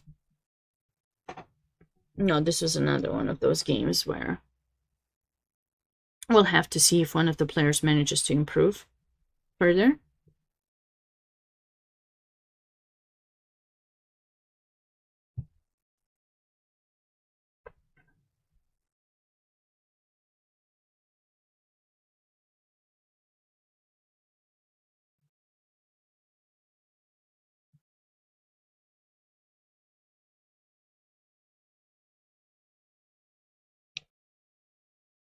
Where to move the rook?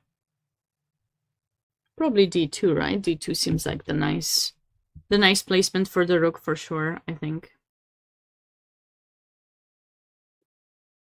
Keep it active. Have some threats.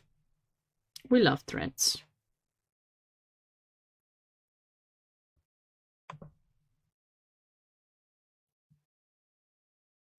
Black played g6 here. Why would black play g6 is the question.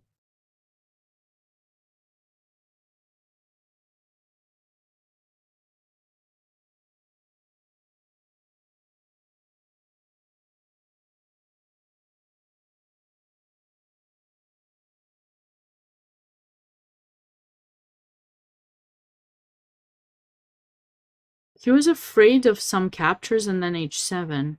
But how can white take advantage of that move? We'll have some ideas with h4, h5, maybe.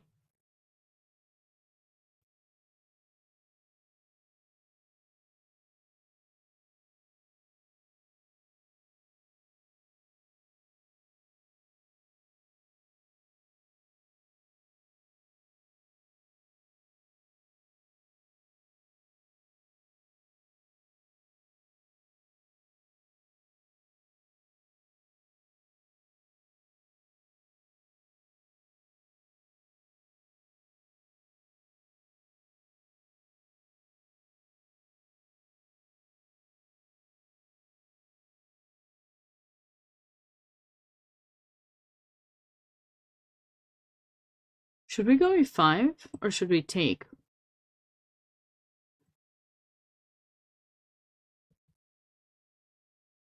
Maybe e5? Maybe we have something better. I mean, I see bishop h6, but rook e8. Maybe bishop e5? I also don't. I'm not sure.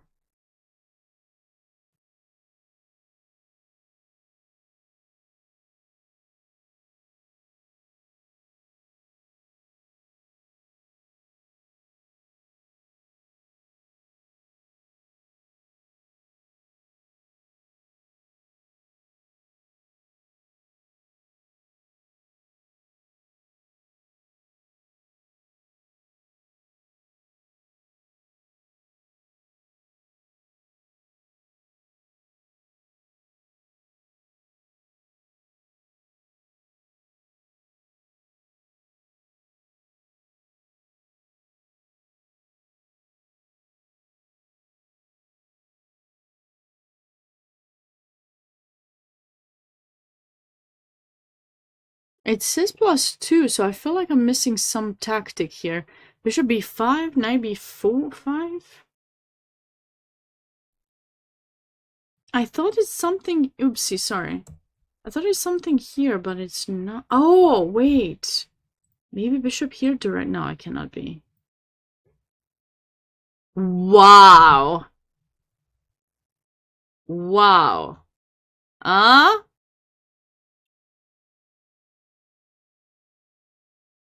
Nice? Or what?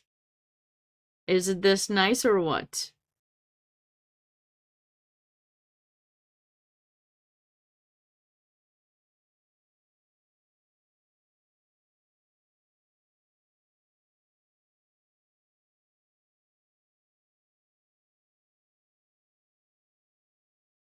This is really cute.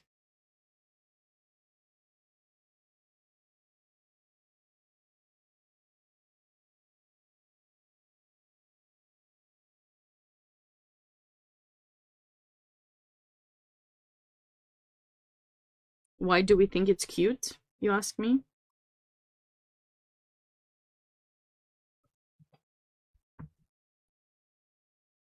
Because if you take there, then they can, like here, for example, if they do this, that's why it's cute. And they cannot go here because we just take. This is certainly very cute. If they go bishop b7, they got 5 attackers. They got 4 defenders. So that's a freebie. We always want to take freebies. Freebies that don't give counterplay to the opponent, of course. But after g6, white is thinking. So we'll see if white finds that move bishop c4. It's actually really cute. Okay, so we stopped here after f5. And I was suggesting this idea, which I felt was a really nice improvement for white. But instead... What is white doing? Oh, Alexandra. Or Alexandra is the first name, or maybe is the name written differently. But oh, why did you play knight a3? Look at that knight. It looks so sad. It looks so sad in a3. You want to try to keep it as active as you can. Now I know there's threats on the c file, but knight a3 is so sad.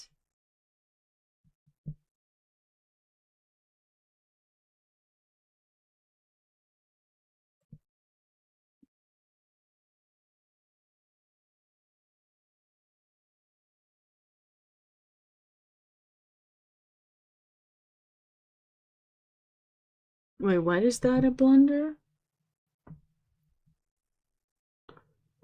It bothers me sometimes when just.com analyzes the move immediately. It just tells you blunder and you're like, oh. Was something like this possible? No, a3 maybe?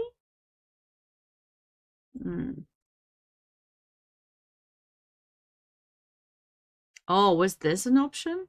No. Because this would have been nice because, you know, you can't take with the rook. Ah, but then that rook is hanging. Never mind.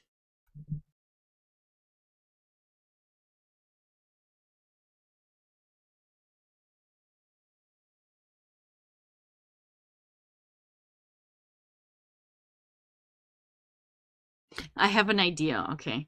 Bear with me for a second.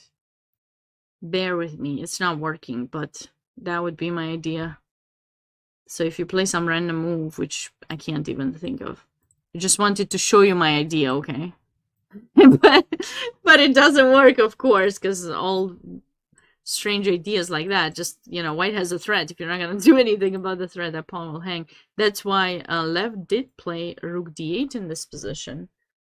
But is there some tactical idea to try to get some mate on that diagonal or something?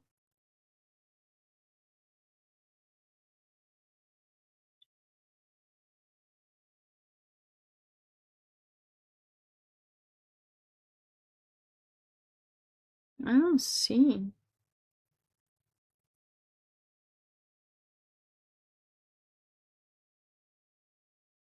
I don't see anything here.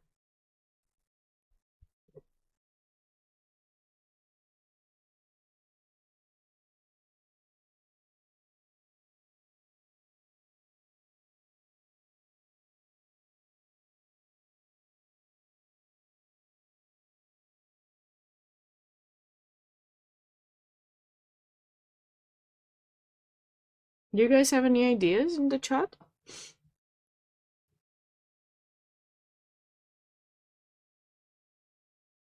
If you're not gonna, I mean, only if this is a move, but really, I guess this endgame is much better for black because white's more passive. Not sure. Maybe the progress could be with the G pawn, like G5, G4. I see. Okay, so after rook d8, what could white have done here? Maybe just queen f2. No?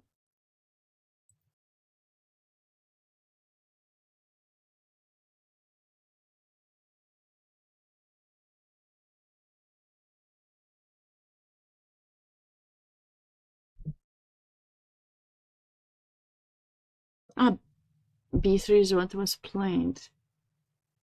If we can deflect the queen and take the rook in c7, but how could we? We cannot really deflect the queen.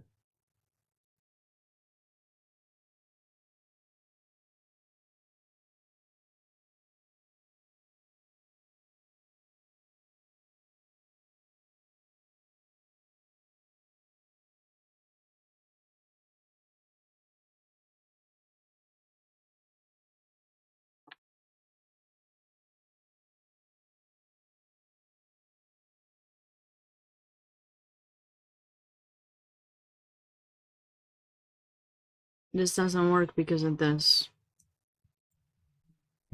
So a3 is slightly better than b3.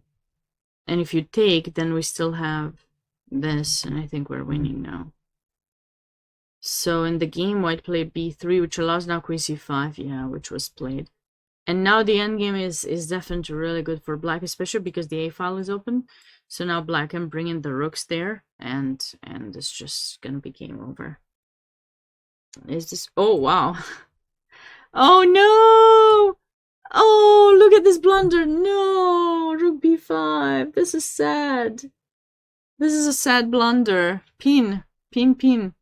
Black pinned himself, and now fell for the capture, and now you're losing a rook. Okay, Sasha is still trying to find some advantage there. He's got a bit. Ooh. How did black get those triple pawns? How did that happen? Didn't seem like a position where... Oh! Ay, ay, ay. Oh, I see. I see how it happened. Bam. First double pawn. Takes, second. Oh, he did not. He did not take an f6 yet. First this. Okay, now. And now, okay. It's pretty good. Pretty good for white.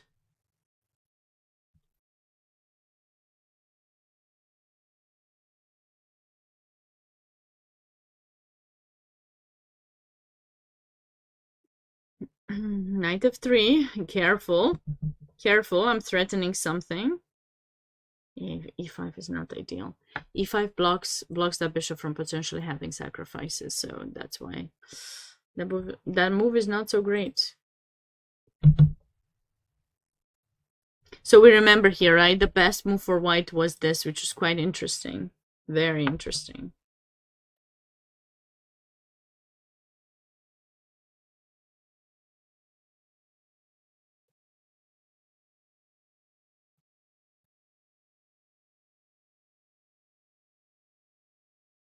Beautiful find by black. This is a typical idea for various Scotch pawn structures, because you're trying to kind of equalize in a way, but in this situation you're not equalizing, you're actually trying to open up this bishop. In positions when you don't know what to do, a great approach that I like to tell my students to do is make sure you just stop and evaluate the position. As we're playing, sometimes we're losing objectivity because we want to win, we feel we've made a really good move, we're proud of ourselves, and our mind starts thinking positive things. You're thinking ahead that what's going to happen after you win, what you will eat for dinner, how your coach will be proud of you, your parents, and so on. Which, don't get me wrong, there's nothing wrong with that, but you gotta think the position you have at hand. And so you need to make sure you're objective. You don't know what to do, figure out which piece of yours is not doing well and try to find a way to improve it. In this case, bishop in b7 is closed or locked by all of these pawns. Let's make them red. So what does black do? Finds a way to break through as much as they can. After that, maybe knight h4 will be played, and finding more ways to improve further pieces and have some sacrifices. Okay, white's up 2 pawns here and will be on the way to win. And that brings us back to board 1 in the K through 12 championship. Our Grandmaster Brewington Hardaway was having quite a nice position, and the engine had not liked his f4. No, okay, this engine is not very helpful. No, all of these moves seem very natural. I don't know why it marks them as mistakes. Maybe just it wanted white to play f5. Even that's not ideal. Is bishop e5 working here?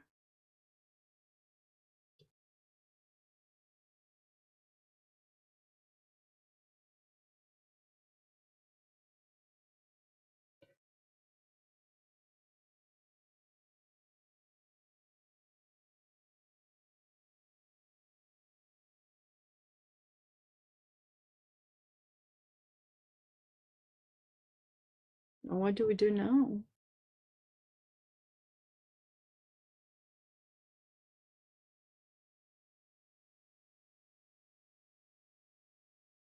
Do we have something better than... I think bishop d3 is just fine. What could have been a better idea for white?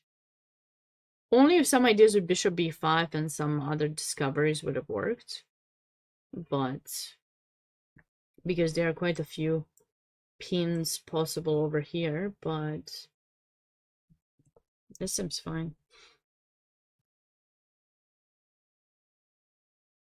Okay, so Brew's gonna go back to c3. Yeah, black's king is gonna be in trouble. Not so clear if castling will work. It's comfortable position for white. Something that white has to be mindful about, though, I think, is this d4 move. That opens up the bishop and gives black some potentially attacking ideas, but okay. So okay, Jerry's definitely playing for Jerry's playing for a draw. Nico's getting, again, like in the previous game, some equal position, and he's gonna outplay his opponent. I mean, this is what I've seen him do in a few games.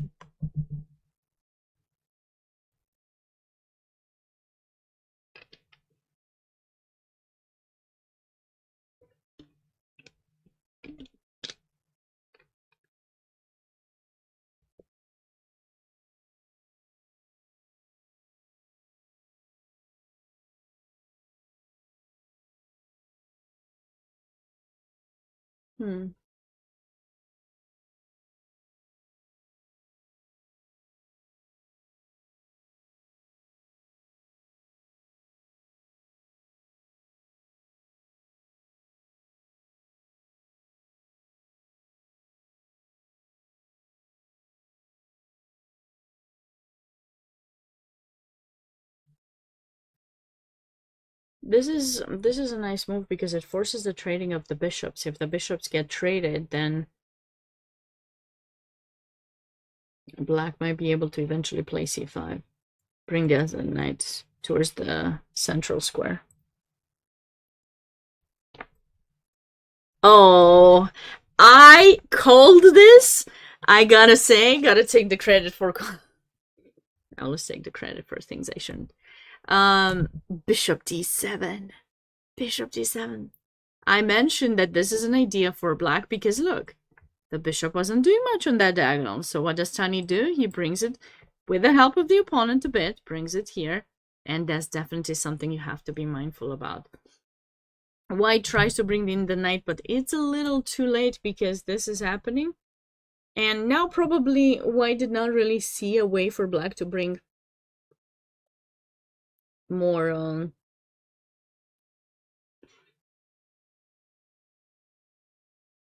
pieces to the attack, but I think knight f1 probably is what white has to play, because if you just play some random move, I don't know, we are threatening mate. This is the kind of mate that you want to know about. So I'm anticipating knight f1 to cover h2. That's the only thing that I can think for white to survive temporarily. And after knight f1, do you guys know how black should continue here to bring more pieces to the attack?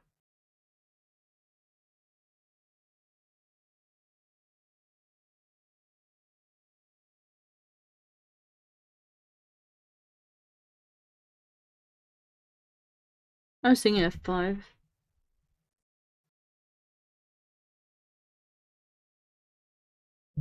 f5, f4. And then rook f5, rook g5, rook g5. Takes a little bit of time, but yeah, it should be good.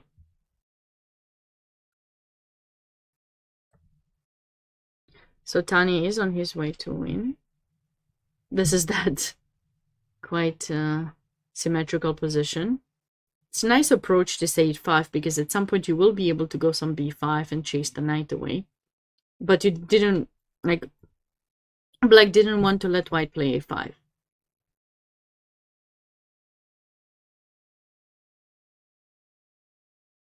That also restricts black from putting the knight there.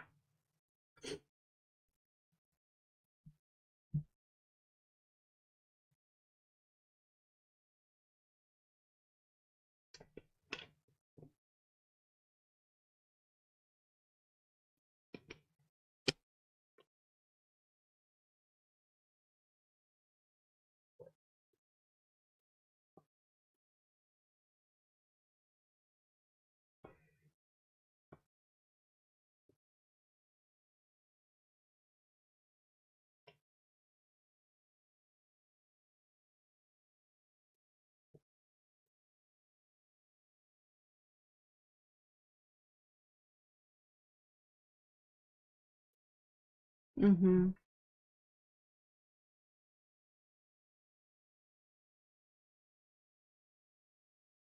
is an interesting position. Like, black is attacking a bit, but white has this d5 pawn, which is protected. Oh, hi, Machine. How are you doing?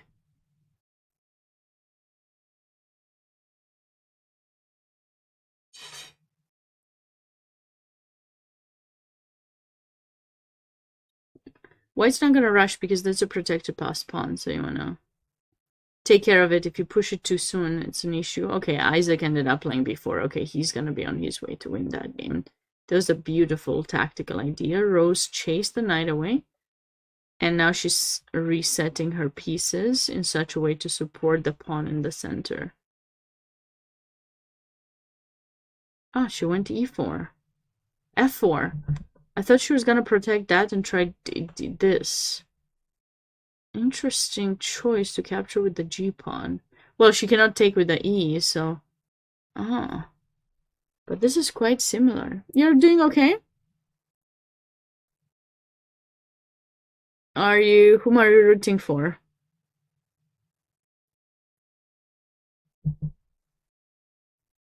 In this tournament, are you rooting for her?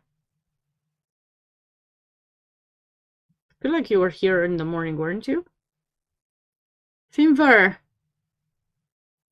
Nobody? Just enjoying the stream? Good. Sounds good. I don't even know what that means, Finver.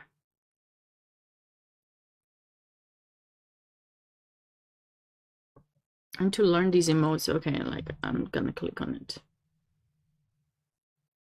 It means fighting chess. Let's presume it means fighting chess. Black did not take the bishop in this position.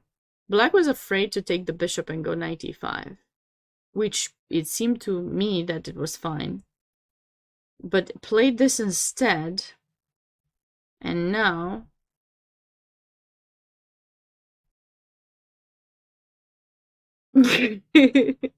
yeah, same. I checked that. I said, like, what does that mean, anyways?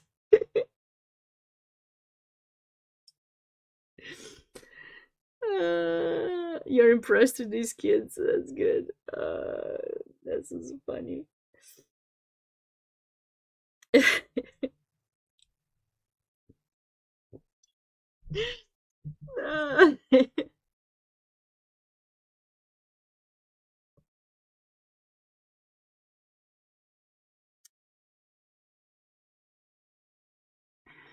Why didn't Black? I mean, okay, Black took the piece down, but I have the feeling f4 is very unpleasant. And then I have the feeling that is unpleasant. And I don't like the queen here because it risks of being captured at some point. So I do not know what's going to happen, but it could. Something could happen at some point. Some point in time, something's gonna happen. I'm not even singing it. I don't know what that was.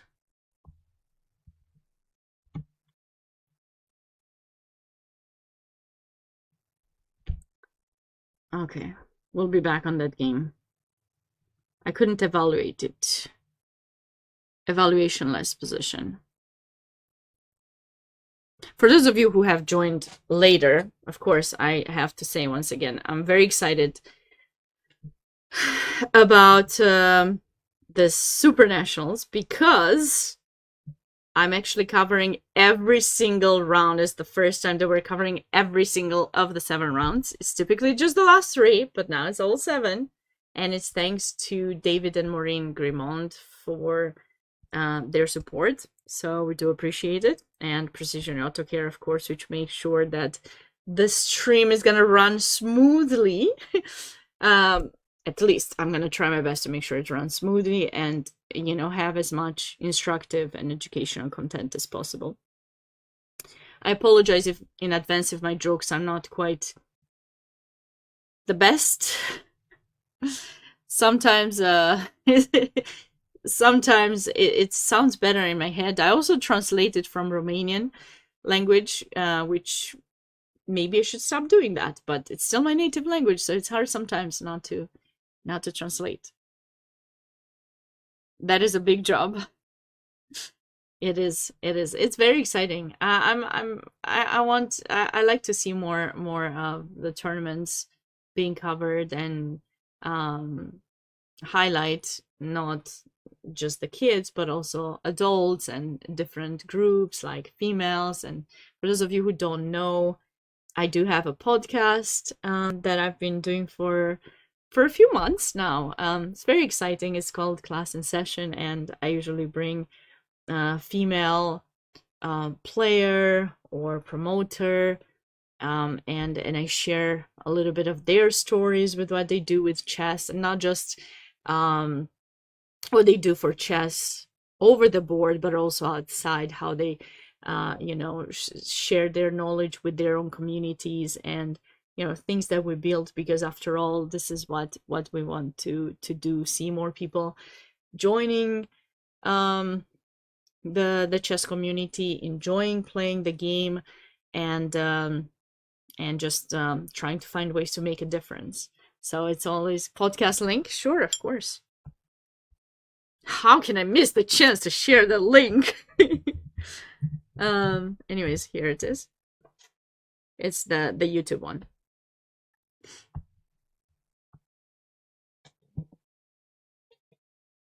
Don't stop. I will not stop. No, I'm here.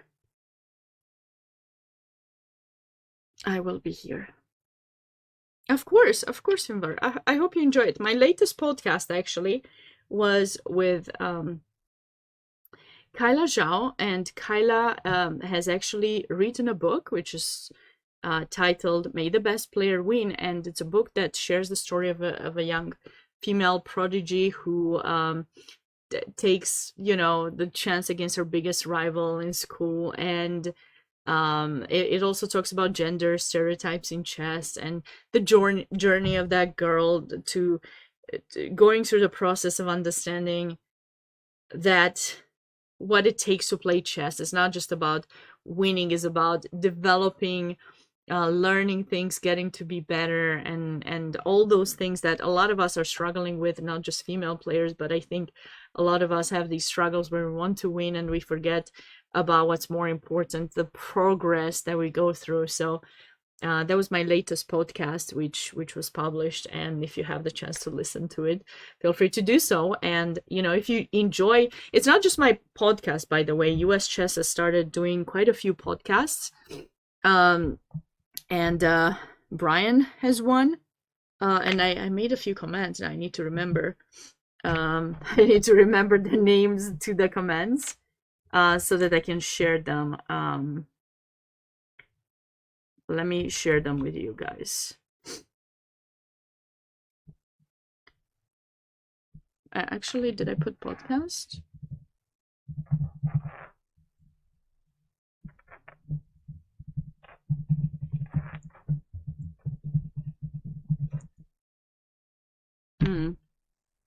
Nope. Don't worry. 1 second. I do want to share those links with you because I think it is. I'm really excited about the other ones as well. And actually, in fact, maybe I shouldn't say this, but you know me, I love to spread some good news. But the latest podcast that is going to be dropping, I think, sometime next week, I'm not sure exactly on which date, is one that that Brian Tillis did.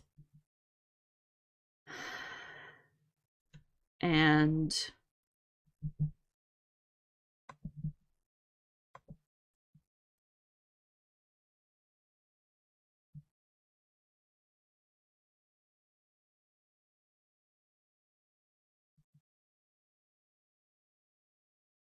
one moment.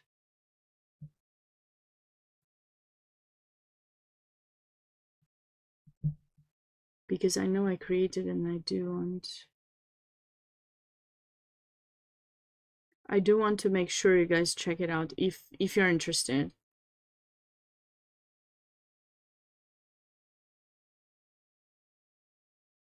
Did I not make a comment?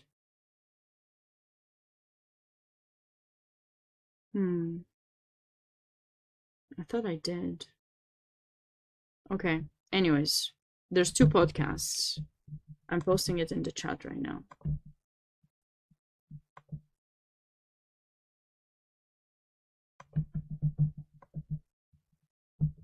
This is one made by, it's called Beyond the Board, by with host DaVaun Croxton, and he talks about the stories of you know, different players who try to use chess as a way to impact the chess communities. And then there is this one that Brian does, which I should make a comment for it for tomorrow. I highly recommend checking out Brian's podcast. They're getting better and better each day. In fact, one that came not long ago is with the Dean of Scholastic Chess, Mr. Dwayne Barber, who happens to be at the SuperNationals. If he's listening, I hope he knows I always value his stories, and he's definitely done a lot for chess. Brian's interview with him is really, really awesome. And I don't just say it because he's technically my boss, but really, really enjoyed that podcast. Listening to Mr. Dwayne's story is just inspiring. And a very recent one, which is going to be posted next week, is with the one and only former women's world champion Susan Polgar, talking about her her book, Rebel Queen. And that one you're gonna love too. It's amazing. And tomorrow, actually, I will be sharing part of it on stream. So be sure to be here sometime in the middle of the day where I'm gonna probably try to recharge a bit. I'll make sure to share that podcast. And I had the chance to listen to it before, and I really enjoyed it, and I think you guys will too. So those are the three podcasts that are going on right now for US Chess on the YouTube channel. And if you haven't done so yet, I would appreciate it if you would follow US Chess on all the social media accounts to stay notified with the different news, podcasts, videos, stories, and so many other creative ideas that will be brought to the community that I think are exciting. So I hope you guys have the chance to or let us know if you enjoy them, or maybe you don't enjoy them. Maybe we just feel that maybe I just feel that they're good because I know the people behind the scenes are very passionate about the work that they put in to make sure that everything gets better and better. So, having the opportunity to work with people that you are helping each other grow is always something I think we all can appreciate. I personally appreciate that because it makes me try to be better, because I'm a competitive soul in general. So when I see others, I shouldn't compare myself to others, but when I see others trying to do better, I remind myself that I can try to improve as well. And anyways, short break there to share a little bit more behind the scenes of what US Chess does.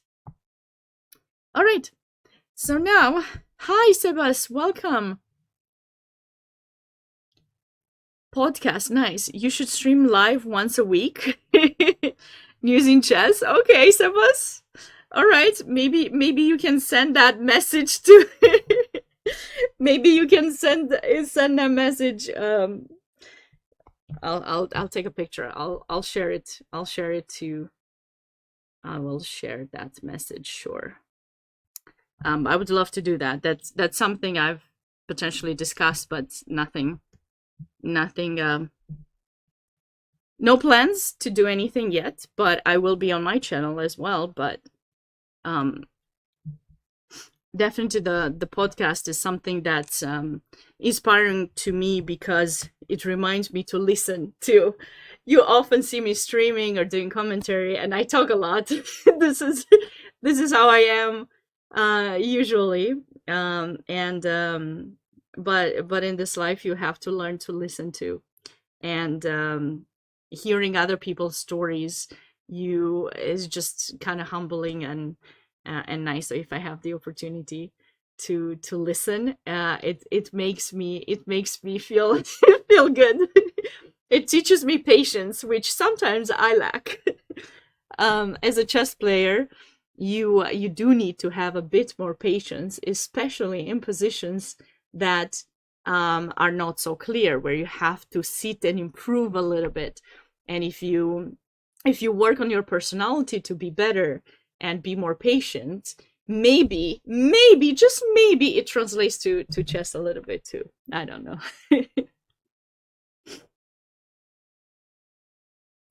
Thank you both, Finvar and Sebas.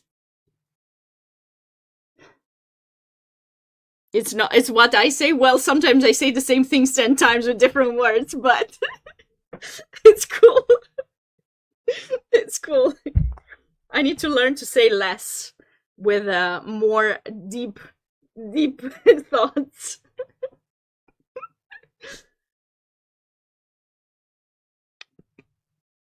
Okay, so let's get back to which games should we go to next? Do you guys have preferences on any games? Catching up on things? Why do I always do this? Not much has happened here. You already discussed it. Yes. Telepathy is a good would be a good superpower to have. Queen g6.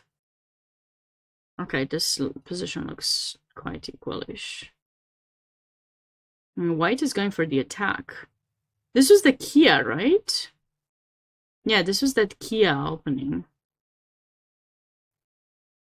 It's kind of interesting to see that black never even attacked anything in the center. And if you don't do anything... Rook f8. See? The engine did not like it either. It's like, no, mistake.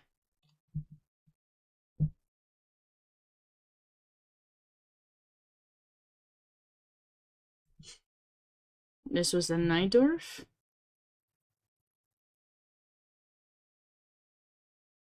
Ooh. Ooh, this was the game where I was saying if black was gonna do something like this, we'll go knight d5 and then, you know, I really wanted knight d6, but it didn't work, so we had to go back. But look at this. Look at this. I bet neither of us thought about this gorgeousness. Gorgeous. This is such a beautiful idea. Because you take checky, takey, oh wait, do we go bam or do we go bam?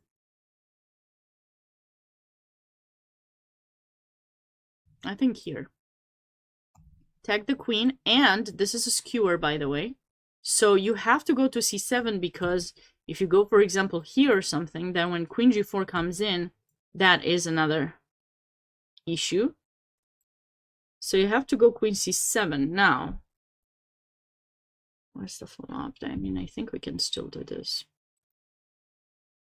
And we got the piece back. I mean, this is so gorgeous. Wow. It was. It really was.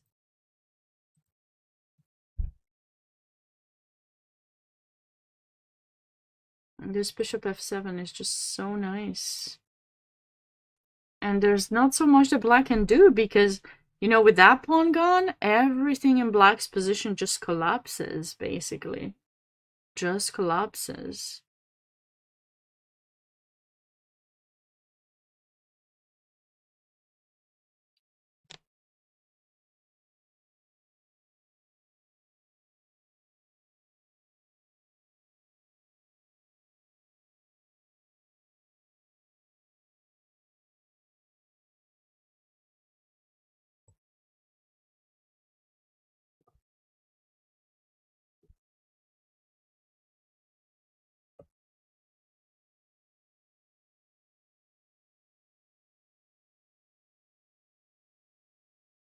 So what is the best move for white here? Because obviously this is not doing anything.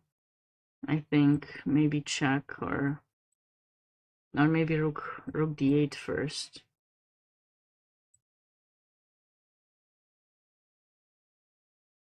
Should we go rook c1 in between move maybe? Wait, did that actually happen? No. I like rook c1 in between. You gotta go there. Or, well, maybe not. Huh. But what? Knight c3 doesn't work, right? Because we just win, right?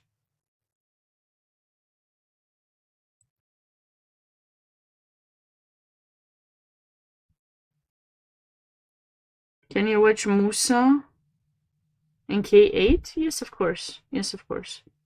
Just a moment.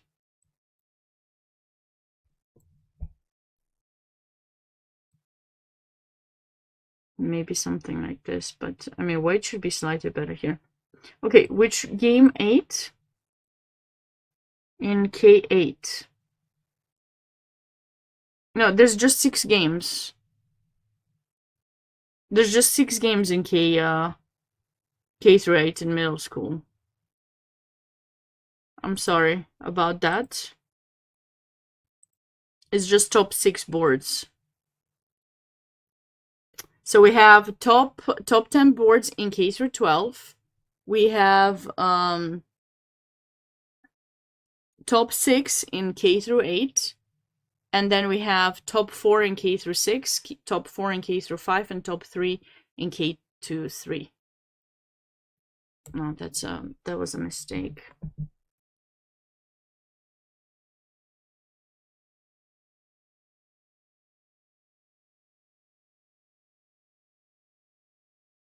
But yeah, I did like that move.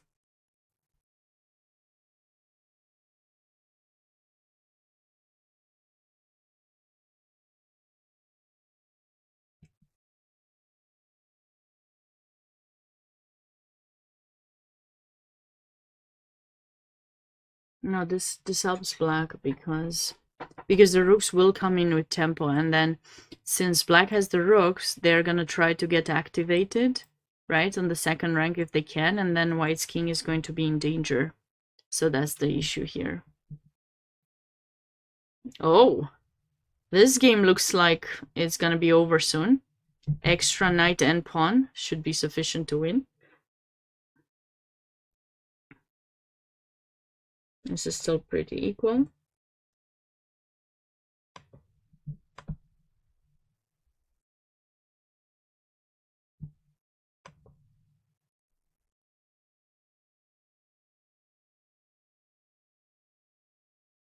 And lots of reds.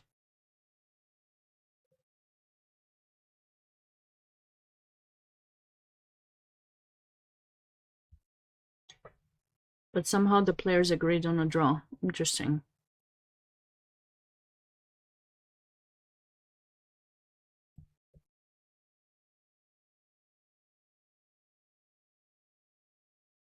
Quickma, hey! Well, hopefully you finished. How did you do? How did you do, Quickma?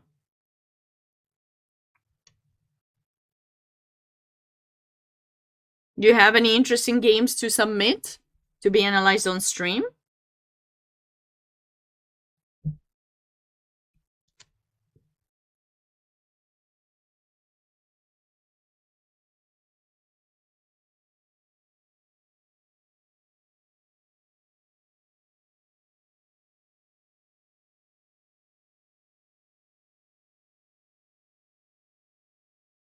You lost to 1900 and 110? Or you mean 1000? Okay. All right. That's okay. Which grade are you playing in? You were actually, I forgot, because you were playing in under 8, so I guess second, third, K3. Are you playing in K3?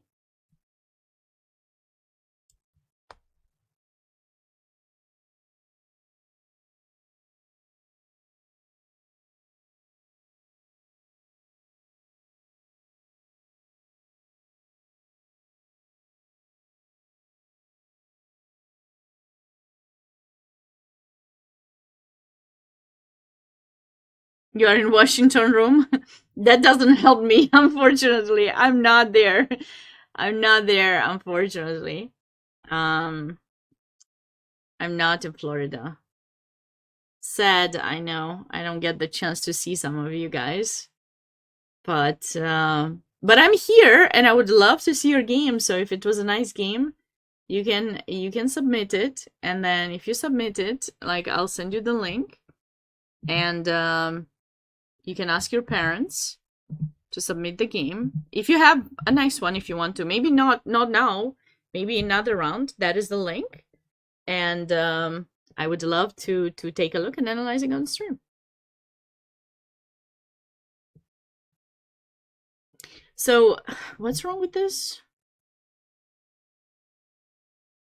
Queen takes.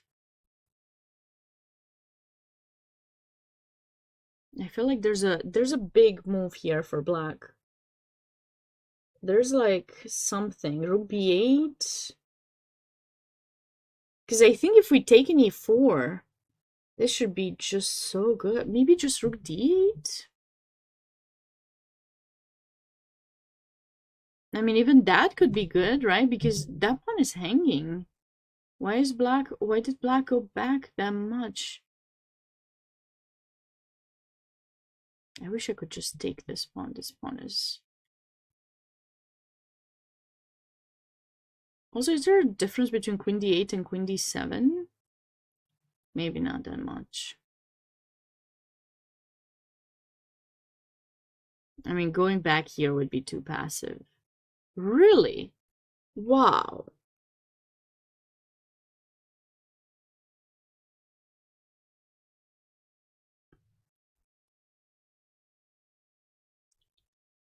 Devsia, I told you K8, there's only top 8 boards. Oh, Musa is board 4.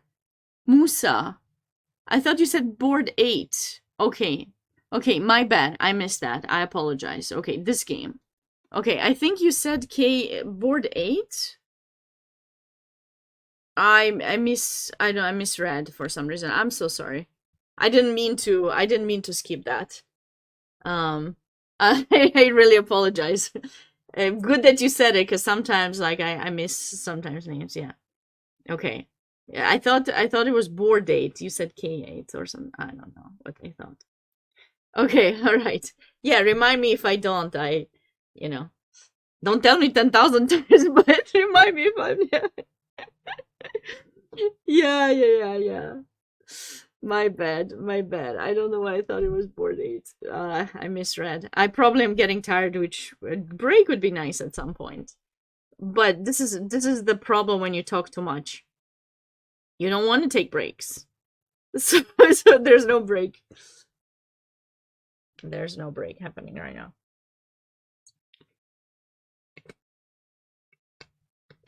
The position is pretty balanced.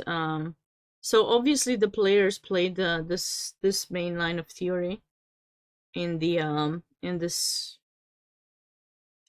Ruy Lopez, bishop b7, and then okay, for white, these lines, when I've seen them, some of my students were holding on to the pawn like a bit longer before pushing d5, typically going knight f1, knight g3, because as long as you keep the pawn there, black doesn't have a concrete way to attack. Like, basically what they tried to do is they go rook e8, they have the knight, they have the rook, they have the bishop to try to put pressure indirectly on that pawn in the center to make you push. That's why you want to delay the push. By the way, rook e8, because this capture here does not work due to, I don't know due to what, but it doesn't work. Is it this? No. Bishop d5? d5? d5. d5. d5, because if you move the knight, then you lose a piece. And if you take, I believe, I take back. Oops. And then these two are hanging. So you want to try to maintain a bit more the pressure in the center before you choose to make a decisive move. So knight f1 is kind of the thing that typically people do, in my opinion, here. So after rook e8, then you can go knight g3, so you've protected it. And now again, if they take, you take back. And again, I don't believe they can take, because I think you go d5 or something, attacking the knight. If they move the knight, they have to go there, and I think they're losing a piece again somehow. I know it's the best way, probably this.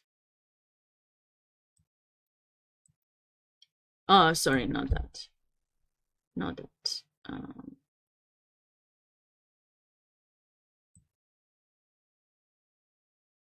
Takes, and what's the move here?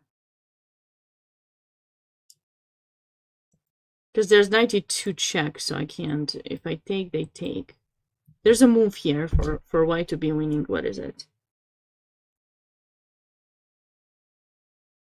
This is not. Can you play here? No.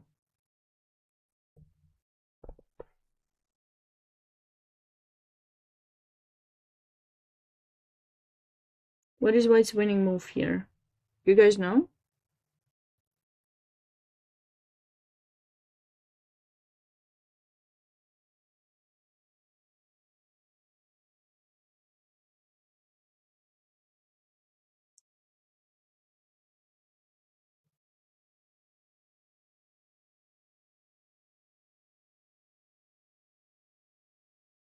Just retreat to the bishop somewhere.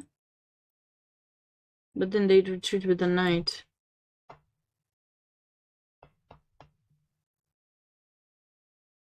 I don't know the move, guys.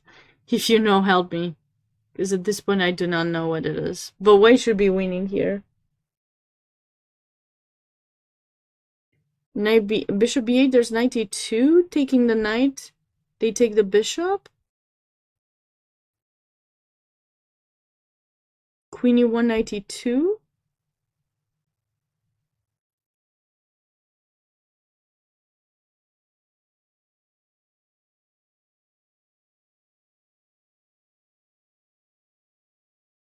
No, this is not the position. This is my analysis. I'm just asking, how is white winning here?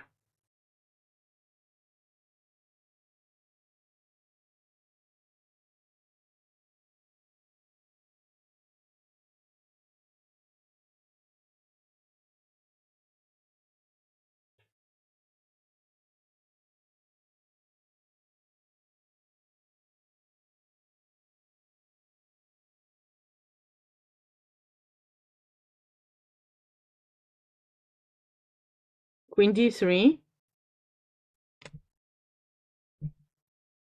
But how does that stop the check and then take the bishop?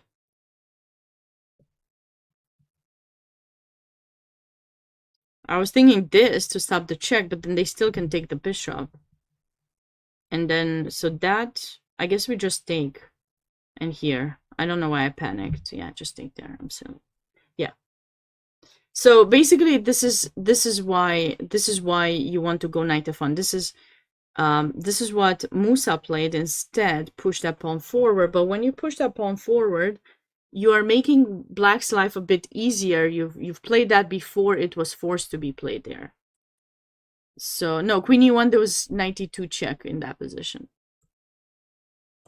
Okay, so now white is still going for that same plan, but for black is now simple too. They have a concrete idea to play c6, break through that center, put pressure, and then if that pawn is gone, then they'll support d5, and they're just proceeding with their plan here.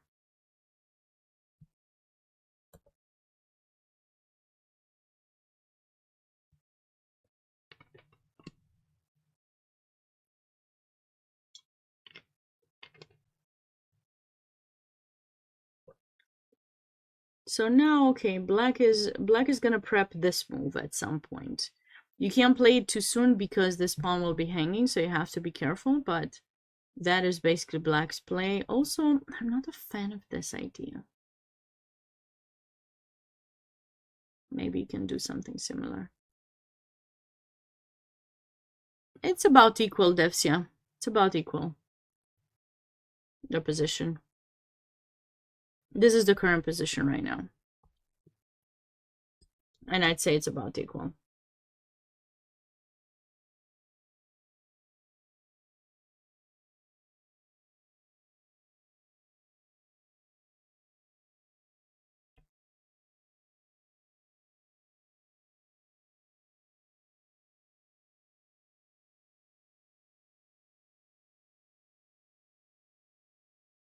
This was that gorgeous bishop takes f7 that I loved. Hopefully I get a break. No break. I'm determined. I'm gonna stay here until the end. I don't know. But for those of you who might leave, in case you have to leave earlier, just want to remind you that I'm here the whole weekend thanks to the sponsorship of this year's SuperNationals stream from David and Maureen Grimond and Precision Auto Care, Precision Tune Auto Care, and I'm very thankful to them. This is the first time that all the games are being broadcasted. Tomorrow morning, I'll be logging in early. I don't know why I've made that mistake. Now, players have their first round in the morning at 9 a.m., but I said that I can be there before them, so I'll be live at 8:30. But I'll be ready for exciting games. Hopefully I will have some submissions. Don't forget to submit your game if you have a nice one that is not broadcasted live that you want me to go over. That will help me to get some energy going at the beginning of the at the beginning of the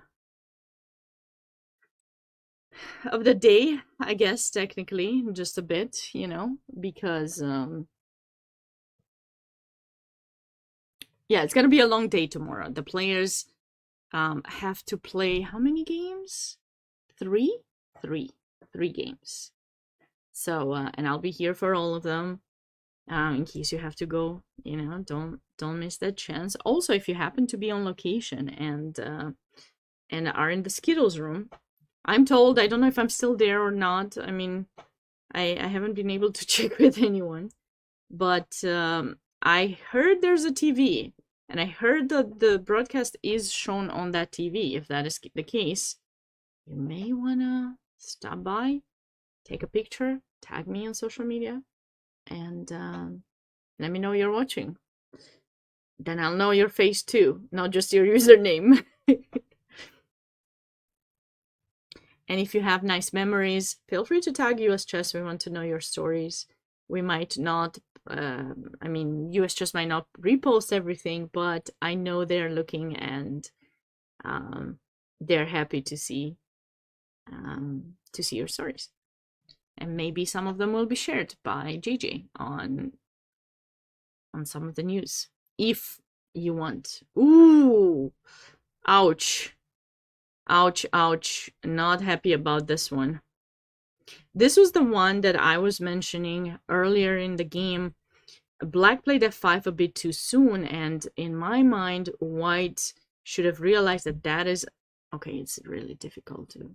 It is shown! Mika Nikal! Awesome! Well, take a picture and tag me! It's like, I'm watching you! That would be weird. Yeah, probably.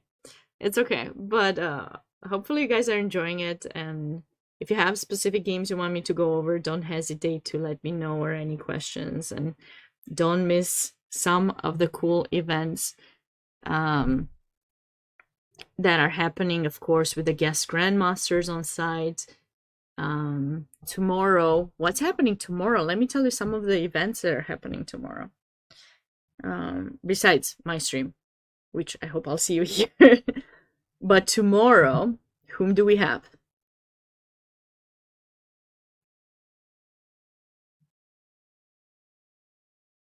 Ooh, Grandmaster Awonder Liang is taking on challenges at 10:30 a.m. There's a Friends and Family tournament in room W205A. Lecture at 11:15 with Susan Polgar. Friends and Family tournament round 2. Ooh, that's exciting! I didn't even realize that this was happening. I was mentioning it. Yes, yes, yes, Friends and Family. You should definitely take part.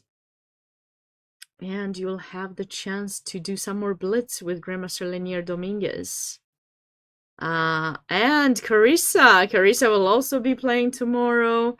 Lecture with Grandmaster Elshan Moradiabadi. All of these informations, by the way, you can find them over here. And the link that I put in the chat.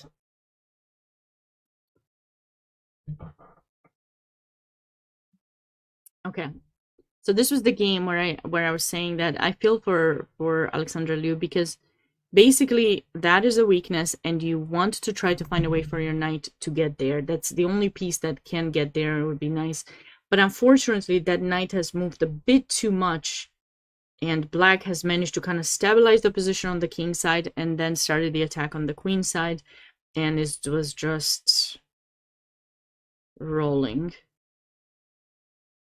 B3 was a mistake also. We talked about this. A3 was good. So then what happened?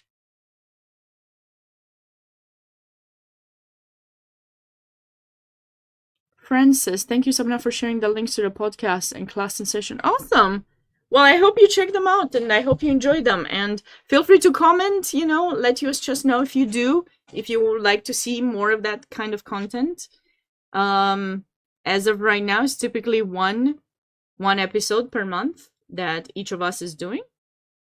But there's always potential for growth. Always. I should make a comment for it. I thought I did. I believe I did not. I'll check it after stream tonight. If not, I'll make one so that you guys have it. But yeah.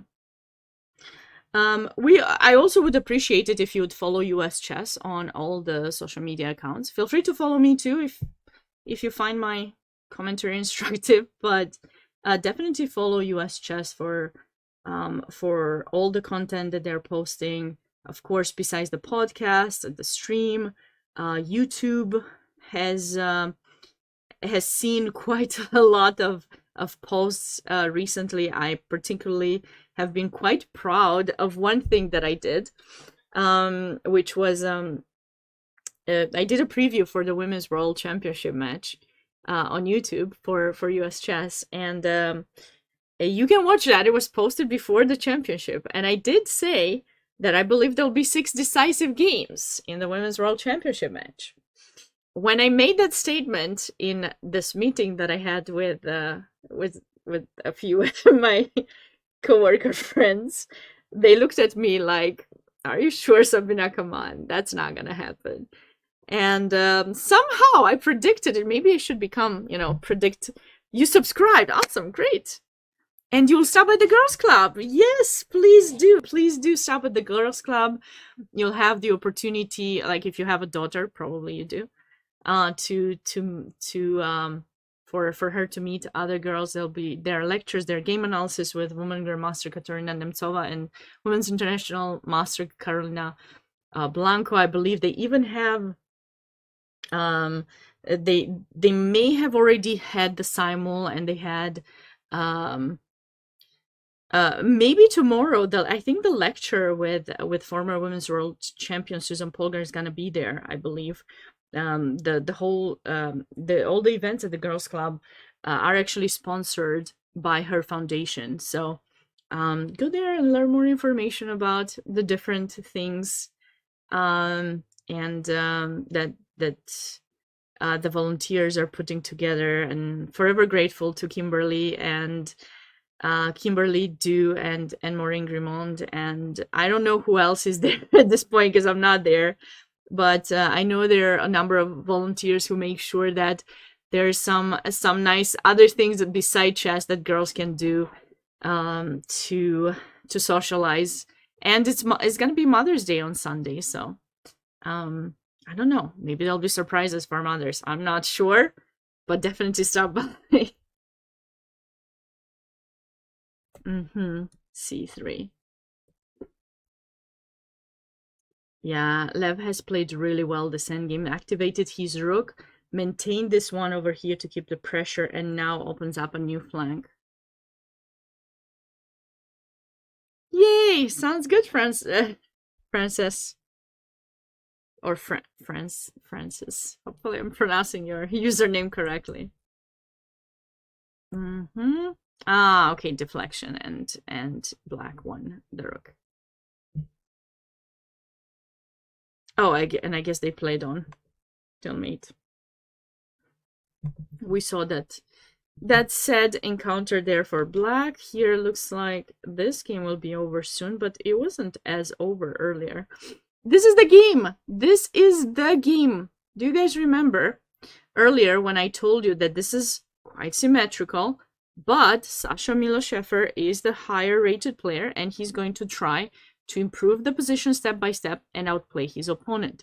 If his opponent doesn't know what to do, that's how it works, step by step. Tani played a fantastic game. I should go back to that and check it out. Just wanted to show people how black, yeah, white just drop here a pawn, after which it's just easy. Okay, let's catch back with Tani. Let's see. Oh yeah, we saw Tani's game. I saw Tani's game. Yeah, that brilliant bishop takes h3. Brilliant indeed, Elian.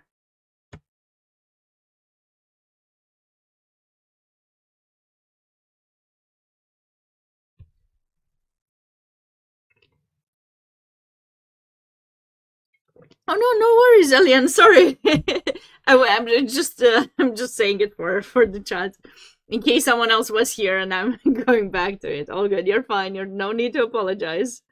No need to apologize. I do appreciate all of you guys being here when you can. If you know anyone else who's interested, send them this way. I'll be here the entire weekend on US Chess Channel.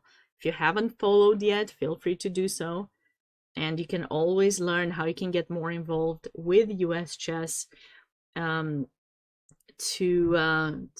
continue, you know, supporting the game as much as possible.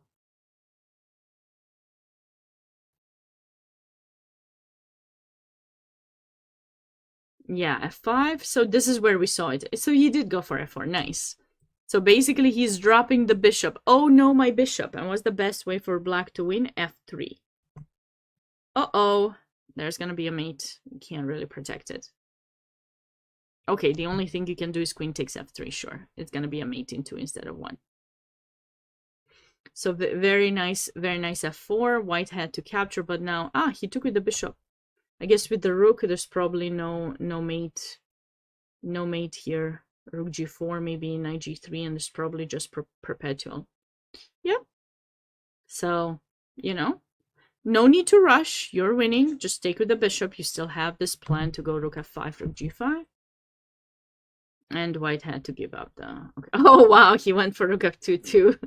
Oh, this is nice. Yeah. Brewington recently becoming a GM.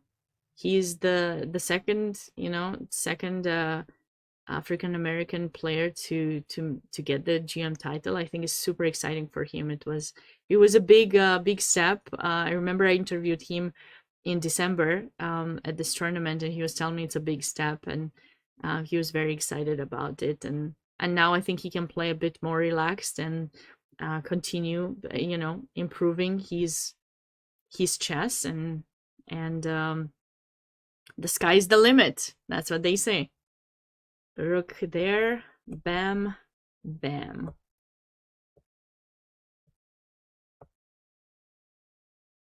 So gorgeous. He's gonna have a mate shortly. Where is it? Check. Very nice.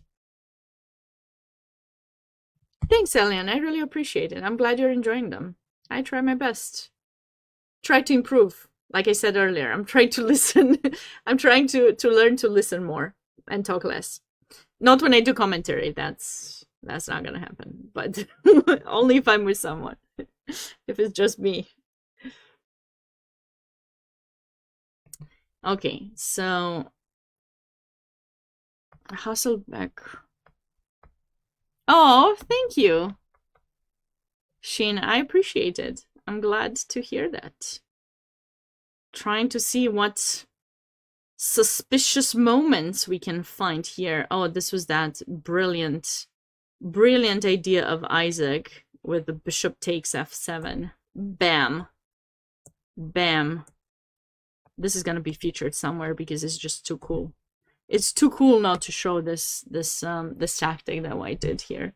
And he was able to outplay his opponent. It's not easy, actually. It can get a bit scary. I actually wanted the knight to go to e5, but in the end it proved that actually going to a5 was fine. He shouldn't have been worried. Just knight d4, get rid of this bishop, a3, b4, bishop b2, development, and in the end, White was gonna be able to... You just need to be a bit cautious about those two bishops, because bishop pair is very strong, the pair of bishops, but once you're done with that, it's just walk in the park, I guess. So this is the current position in Rose's game.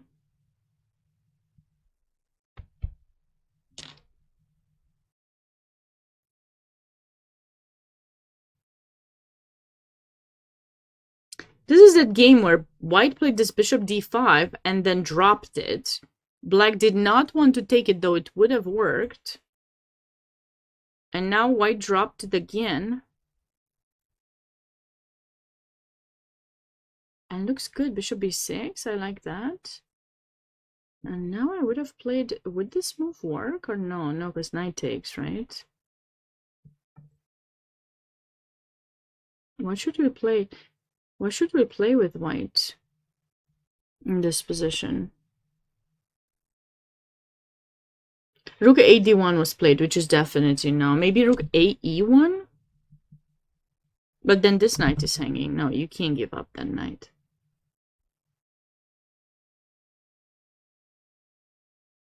If we do this, can they take? I think so. This knight is a great defender. Bishop c5. Takes, rook e1. No, not takes. d6. Bishop c5 to go d6. Wow, okay. This is deep. Deep, Elian. This is really... Okay, I did not see d6. I was just thinking to take, because usually you take, put pressure on the pinned piece, right? But d6, it's cute.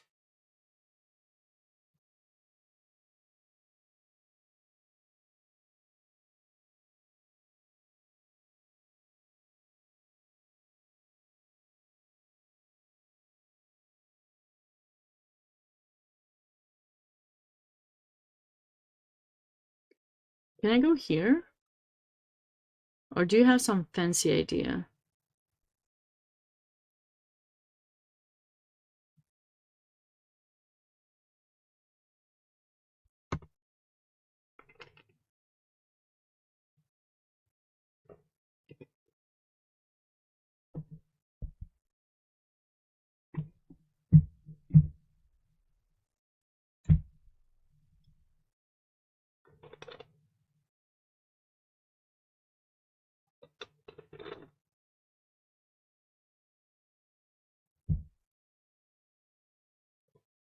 I can't see it yet. I'm still thinking about it. Maybe you guys can.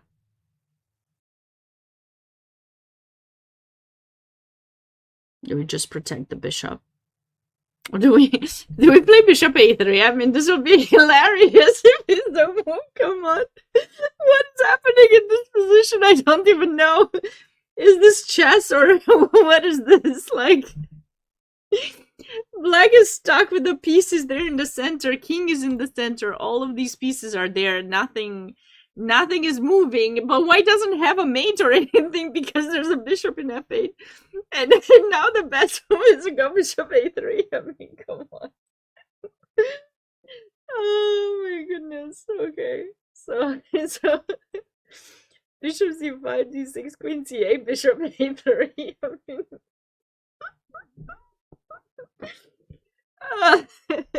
I'm sorry. I just like it's not. It's just. I've seen another game like last weekend. I was doing commentary, and there was a bishop being attacked, and you had like the best move was to put, and you had like like in that game there were two pawns here, and there was a bishop in b3. And a move that I came up with was bishop a3, and it was the best engine move, I think. Like bishop a3, you just keep like a how is it called, like a box, square, something, cube. It was a cube, but not with four pawns, with two pawns and two bishops. It was just, I mean, it's just hilarious. I don't know. And then you go rook e1, and somehow black has to find probably only moves not to lose the knight somehow, not to get mated there. Ah, beautiful. Ah, so this stops everything. Now if you can't go d6, you can't bring the knight. This is hanging. Bishop c5 probably doesn't do much. So actually, what's happening after bishop c5? Would black just take? Probably, right? It's just, no, because here, wait. Oh, that's a blunder. No. Oh, what do we do here? Can just take it? Or just take? Oh, that's too. This is just too brilliant. I need to analyze this like more in depth because this bar is killing me. But look, I mean, you take, and then what is the best move in this position? Take back. This is just a temporary piece win, and then we just go back. He's 23. What is your rating, Elian? What is your rating? You were, I don't know when. Current rating, I guess. What is your current rating? If you don't mind sharing.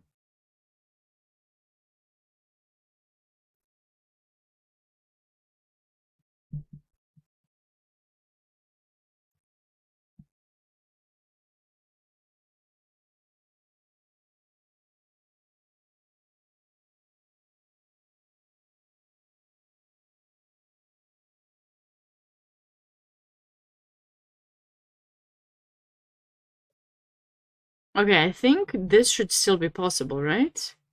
Because d6 we take back, or do we have something even better here with black? By the way, just as for you to be aware, this is a move that you can play sometimes. Or not. Can't even.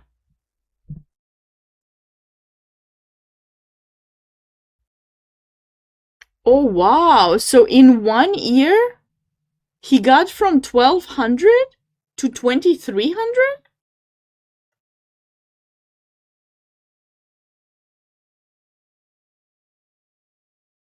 That's a lot of rating gain. Maybe it was a year and a half. Okay. Wow, that's still impressive, whatever it was.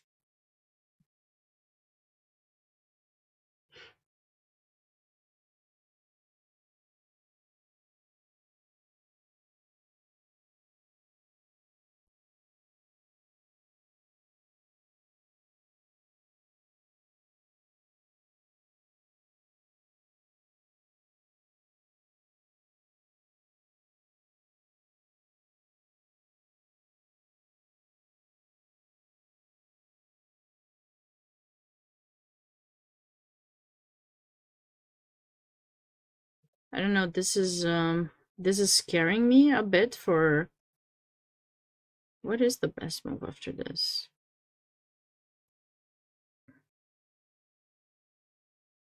Maybe just take. As you go here, definitely I don't think I can take as you take there. So what do I do now?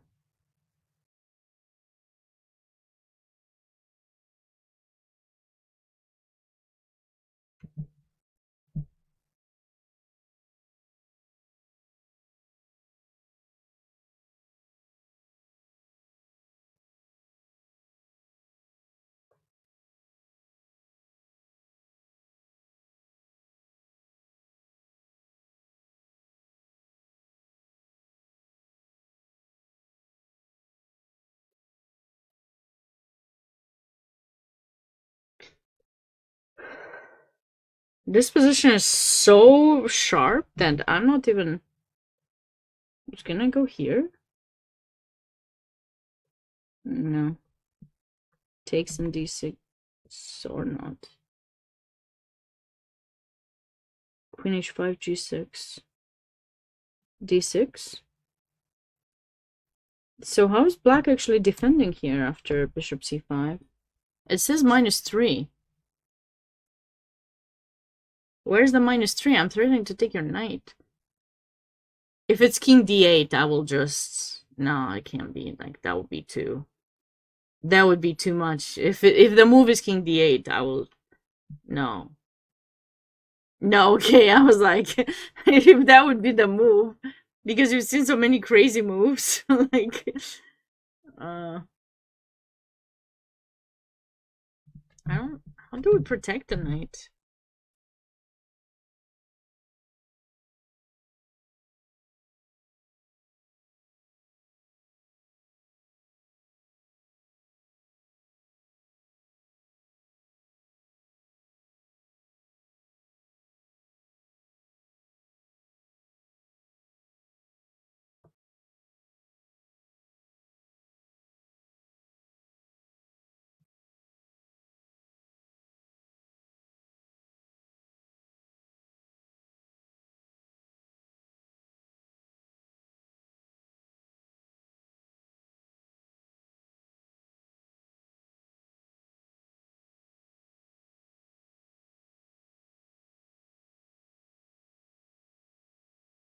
I got no idea.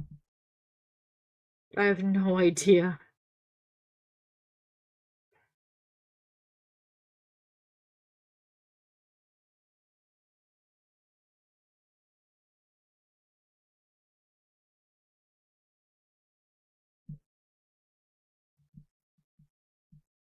Can we just take or something? No, we're gonna get mated.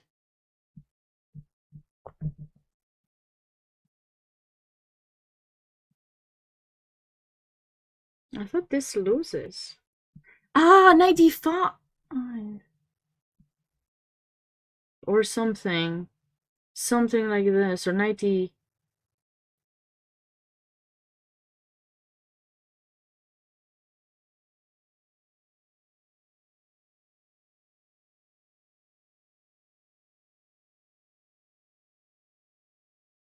Maybe now king f7. I mean, this is...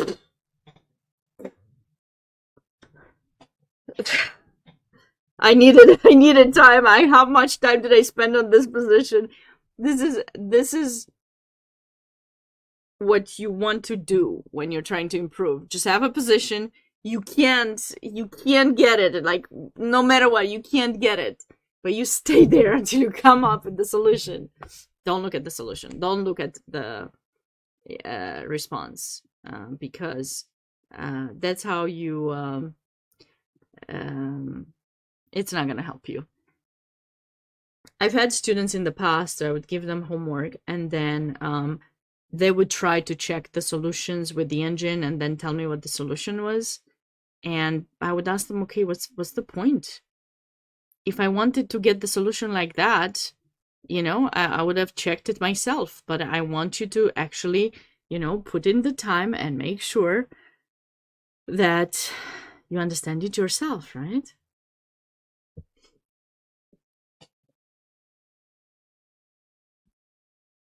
And try to figure it out. That this is crazy. I knew that move was gonna happen at some point, but...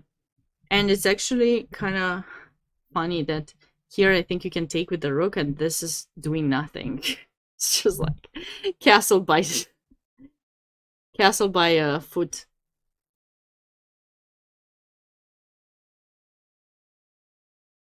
It's... wow. I mean, imagine these kids. Like, do you think they calculate all of this? I think they spend a lot of time trying to, at least. I mean, but this is very... like, one wrong step. If you play a position like this, even if you're the higher rated and you mess up and you lose, like, I don't think you should feel that bad about yourself, because you have tried. You have really, like, tried to find a way to, you know, to do better or something. You just missed some unexpected move that was not planned. Okay, so this game is over. Game over, Beethoven. Ooh. Oi. How did this happen? Like, literally, when we left this game, there was nothing. It was kind of equal. One mistake changes everything around. Look at that. Knight g5. And you have to go somewhere, like, you have to be careful, because this is weak, and obviously your queen is attacked. And after queen g8 takes, and now, like, when you take back, when something like this, I don't know, something, let's see, what's the best? There's gonna be some mix of pressures, like h7, this, that, smothered mate. So many things are happening here. So many.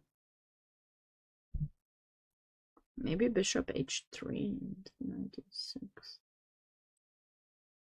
Yeah! Again, two minds. Great minds think alike. I don't know. I do not know if bishop h3 is the move. Maybe we have something different. What about this? I like this. I'm gonna be fancy. I'm gonna take the file. I know, I was looking at that move too, Arab.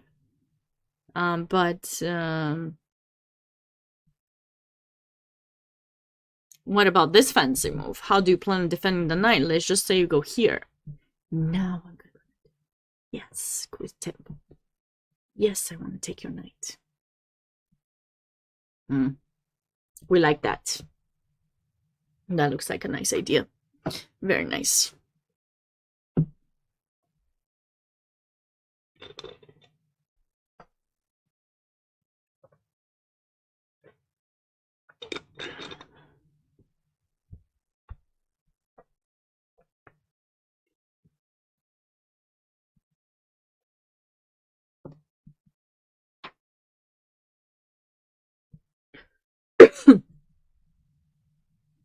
It's better. Double exclam. Oh, I finally got a double exclam. You know, when I teach my students, always want to get the double exclam. I can never have a double exclam, but they're my students. I have to let them. But now finally someone gives me a double exclam. Yes, yes, that's success. Rook C2, but it is kind of cute. It is kind of cute. Like, yeah. Okay.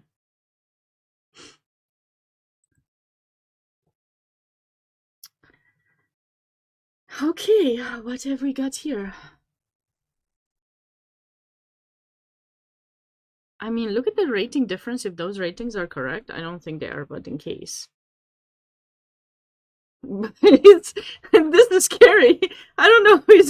You know, there's this idea if you take, but if you take and you do that, and then the queen comes in here, it's a check bishop.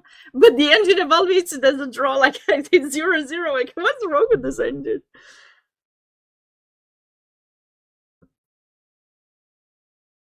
It makes me think, how is this equal? Because, like, black has a pass pawn, so does white. White's king is way more exposed than black's king. Way, like, extra exposure.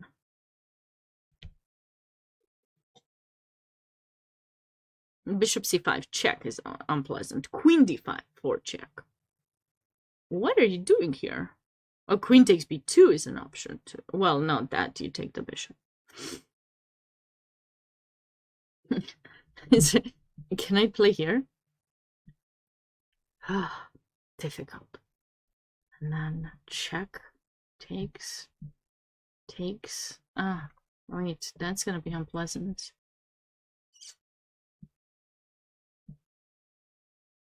But if I give check first, then I'm just gonna lose, I think. If this king moves, like, how do you stop the attack in this? You can't. So then, what is it that we should play after rook e4?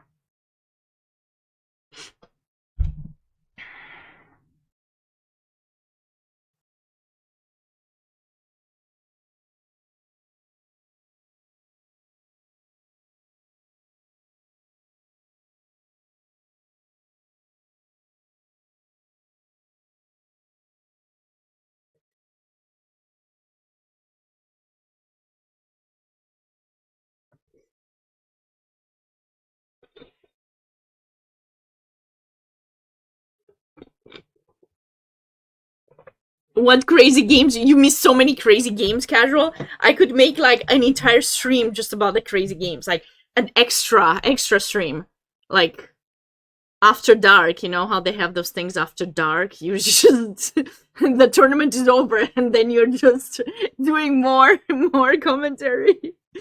That's what I could do. By the way, when did you leave last night, Casual? Because I think you left before I made it again. Did you leave before I made it again to over 2,500 in bullets? Okay, if there are any kids and parents here, don't listen to this conversation. Bullets not the best thing you should do. Only me. I did it to train my tactical fast speed analysis for the stream. It's the only time that I'll do. Sarhane, hey. I did it, Casual. You know what time I did it at? 11 p.m. and then I woke up at 6 because my cat decided to wake me up at 6. I found out why she woke me up at 6. That's what happens when you have a cat. Apparently, her automatic food feeder ran out of food and I didn't realize it. If you have pets, make sure you double check your food feeder. It's not unlimited food. At some point that food... Ooh, rook e4 was played. Rook e4 was played. Queen b2, rook f1. Apparently that's a mistake. Apparently the food feeders, you actually have to refill them at some point. I thought it was automatic. Poor cat was hungry and she woke me up at 6 and I have a long day today, tomorrow, the next day, but it's okay. She's a cutie, so we are forgiving her because come on. If I wouldn't have woken up that early, maybe I wouldn't be as fresh for these brilliant attacking games that we have. There's a lot of tactics that I need to calculate here. Queen b2. Can I go like queen? Can I just take the bishop? Like, is this so dangerous? Dangerous. Probably. Yeah, because that queen covers everything. No, that's too much.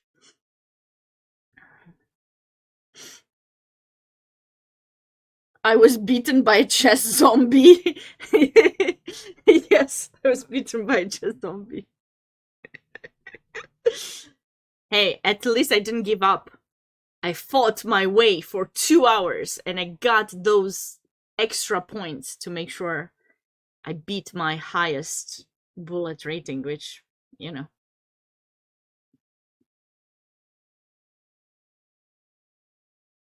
Oh, no worries, Sarhane. Oh, you reported? I did not report. I didn't think he was. No. I see a bunch of red moves coming right up. The problem for black is that he has no time. It's just 1 minute left, so that's kind of hard to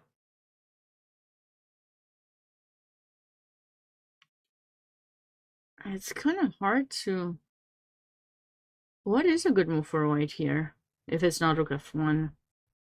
Because this pawn is gonna push. And I don't think you can trade. I think I already told you guys that, right? I think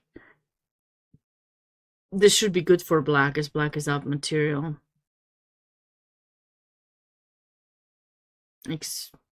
Should we put the rook in e1? But then it's about the same thing. Rook a2 maybe, but then just check or something, check somewhere. I wonder if I can actually push. Oh, this is cute. Sorry! I'm not letting you have an extra queen anytime soon. What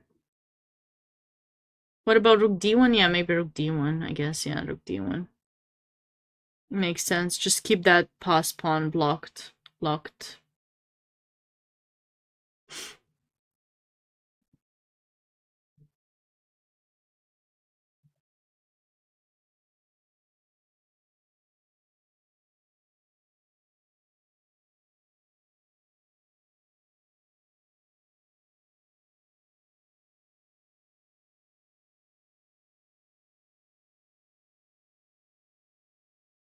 Was this an issue? No.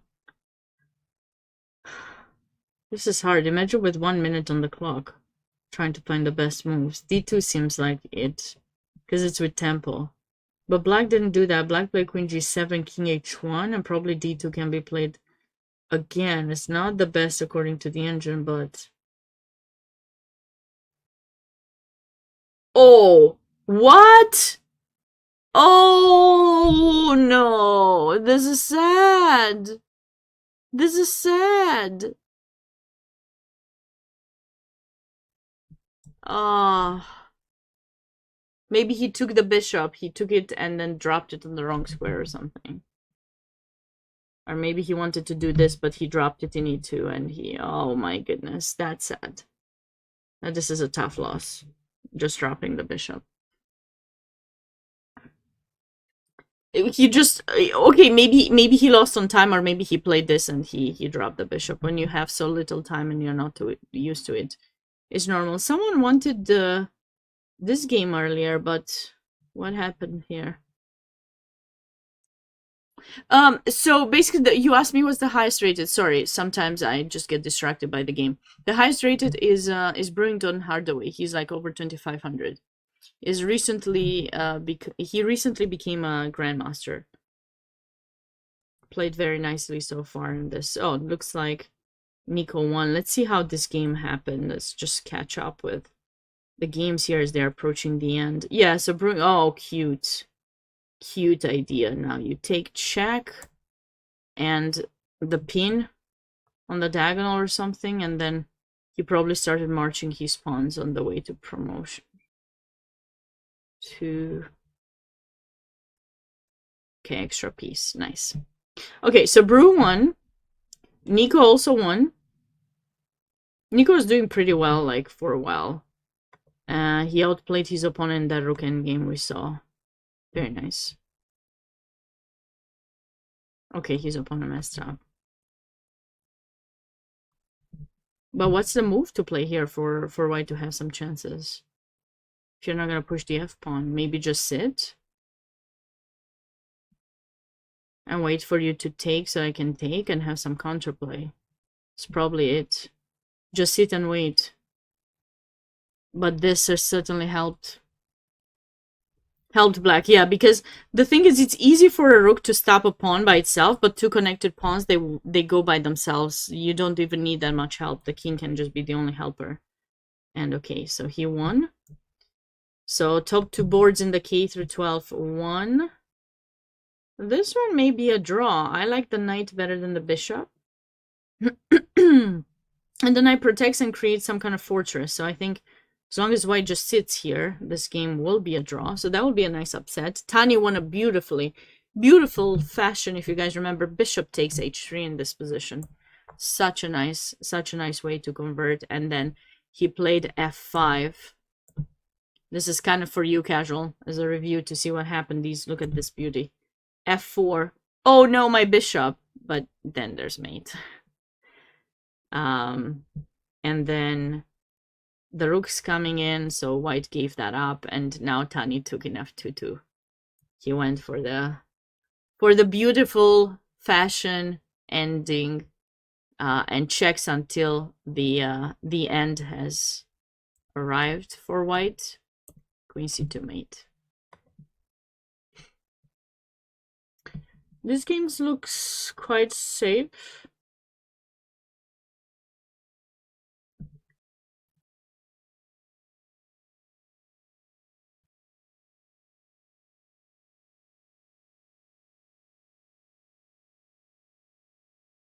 Yeah, beautiful king hunt. I agree, casual. Definitely. And then what have we got here? This is gonna be a win. Eric's had a great game in the morning, and now he's having another nice attacking game.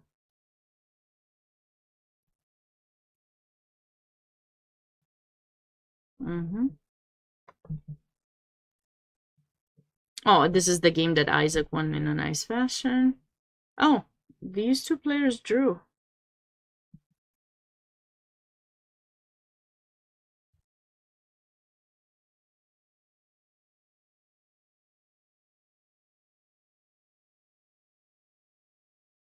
Sebas, yeah. This weekend's gonna be really long, so you guys, at some point you will see me. Definitely come on this channel. I won't be streaming on my own. I'll be here. Tomorrow the rounds are as follows. Well, they're half an hour later, but I'm starting at 8:30 a.m. I'll probably go till about 11:30 or so. Then 1 p.m. and 5:30 p.m. Eastern time. And then on Sunday, I'm going live again 8:30 and 1:30 p.m. And then depending on how long the game is or something like that. Yeah, this position is pretty equal. So I do like black's pawn structure slightly better, but I don't think there's much improvement to be done here. Maybe this, if we pin you, but okay, this pawn cannot push, so okay. Wait, do you guys remember this position? I spent so much time, so he played that move, rook e1, and he did not take the piece. Wait, he played king f7, and I don't know why that's a mistake. It's not that bad. Black is still much better. Bishop a4 in the previous game?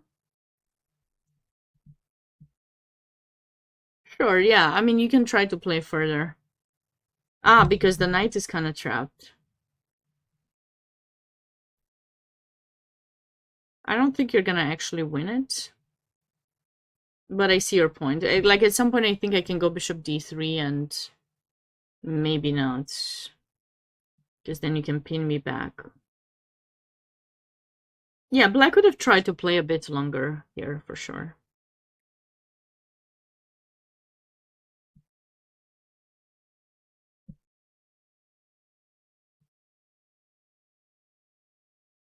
Okay, now we can go back to the previous... Oh, knights. Okay.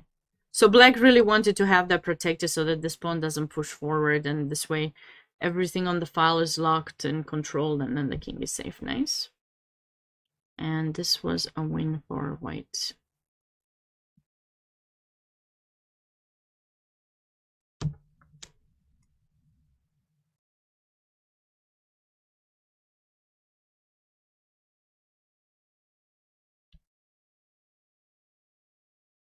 Okay, this is gonna be a nice win for white.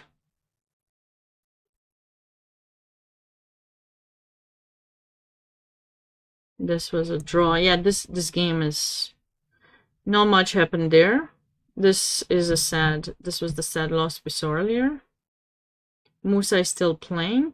It's kind of interesting to see a lot of the games have finished, but some are still like within move 20, and they started at 6 p.m. and it's 9. It's been 3 hours and they only made 20 something moves. That's a bit suspicious. Not suspicious, surprising to me that they spend that much time. Next time on my channel. Yeah, sure. I'll do that. I'll do that, Sarhane. I don't know. Next time on my channel probably will be Monday. Chess lover, finally! You're back! You're back! I finally see you!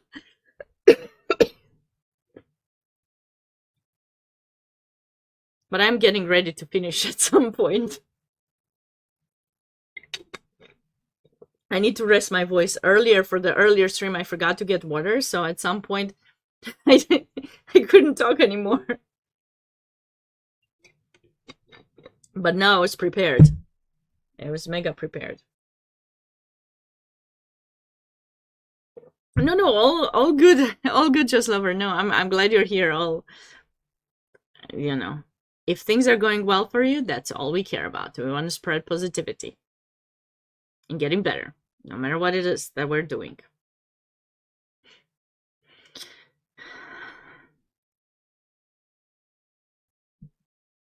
This game is actually kind of cute. Finish trapping the knight there by Patrick. Oh, look at that. This is what I was mentioning when white captured that knight, that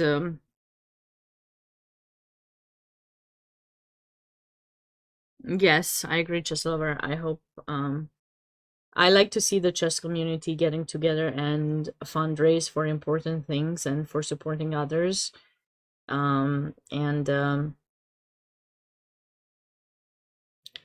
It's nice to see when we can come together to do good things.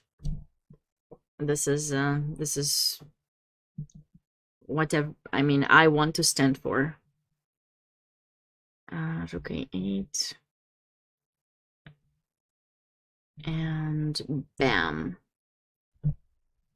Takes in f2. Come on. Finally. Bam. Oh, cute finish. That is a cute finish.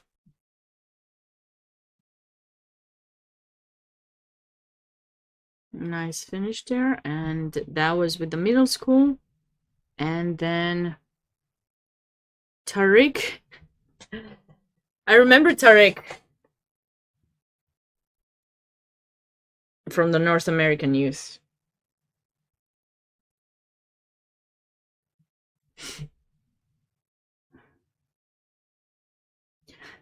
Always improving step by step like this, you know?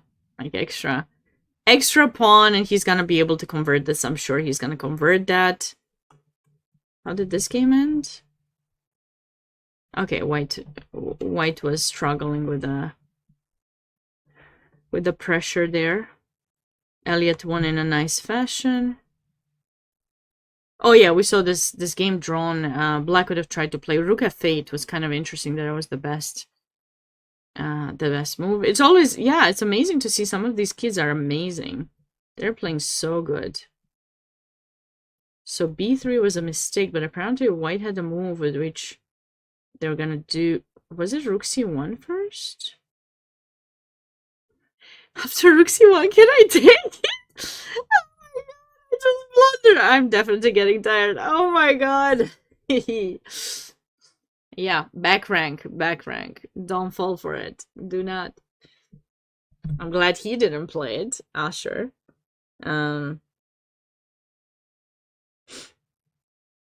Because you may think, oh, rook takes e3, but no, just queen takes e1, mate, check, and mate in 2. Okay, so we do want to deflect the queen from there. Maybe we can just do some kind of prophylaxis, like just h3 here. I don't think white needs to rush. Just play h3, and then you can go rook c1, maybe. Unless this works. No, because we take.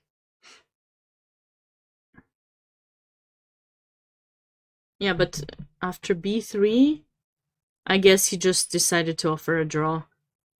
He's up a pawn, but it's not so simple to progress here, I guess. Okay, not sure I'm happy with that. Lev 1, we saw that game already. That was a sad blunder. Looks like black's on his way to win this game too. Oh, he won this. We already saw this game, yeah.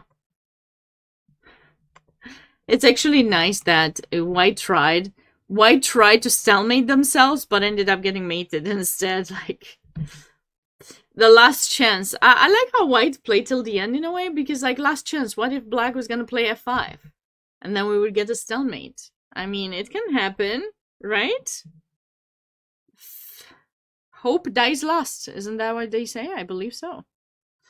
Hope is the one that dies last. So, you can only hope. Okay, white's up a bunch of pawns. And did white win this, or they're still... Oh my god. Too many queens to count. Oh, this is such a gorgeous mate. Oh my god, look at this beautiful idea. Queen takes h6. Rook takes h6 in this moment. In this moment, we're down a queen. For, like, a queen and a rook for 2 bishops. But we don't care, because black's king stays on mate. That's why king safety is always the first priority. You should always make sure you consider if your opponent's king is safe or not, because, you know, you're gonna have to deal with things. You're gonna have to deal with a lot of things. Queen g6 look cute too. Oh yeah, like one of those ideas. Sure. Yeah, that worked too. That's right. But I like the mate in h8 because you're sacking the queen, and very beautiful finish. Looks like this was a sacrifice, but black was winning already for a while. But yeah, nice finish. And okay, at this point I don't even remember how many games we have left. So in the high school, Brewington won. I think there was Anguo was still playing. Oh, oh wait, I thought black was gonna survive, but he's trapping his bishop there. Didn't he just... Okay, white is winning. Never mind. I thought this might end in a draw, but nope. Not happening. Also, Bach is way ahead in time.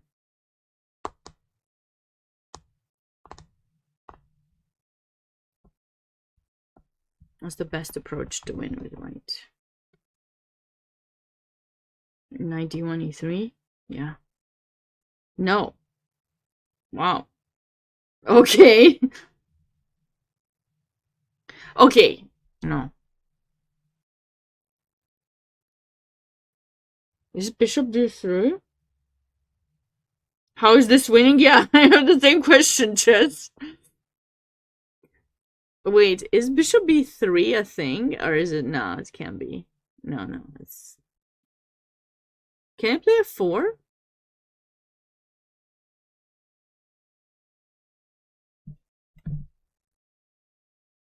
Because then I got bishop b1, and if... Like...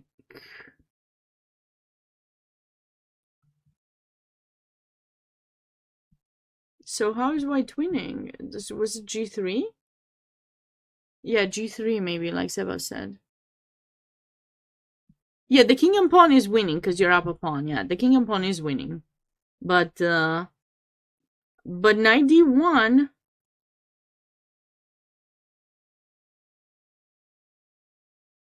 But what move do you want to play here, though, chess?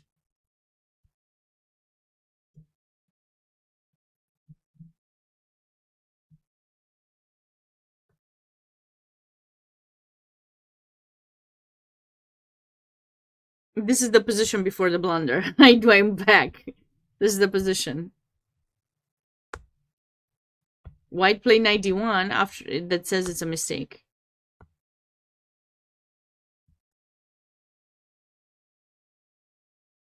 You mean g3?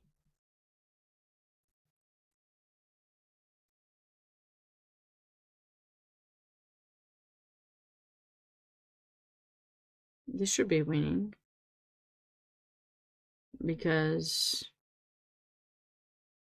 Well, actually knight c4 and just takes.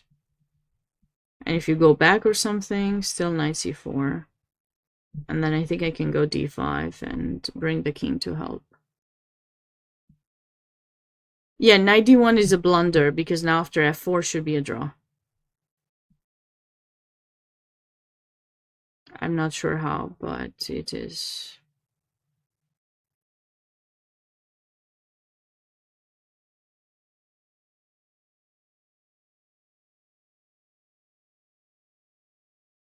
Can I take? Because you don't have an extra tempo, I think, here.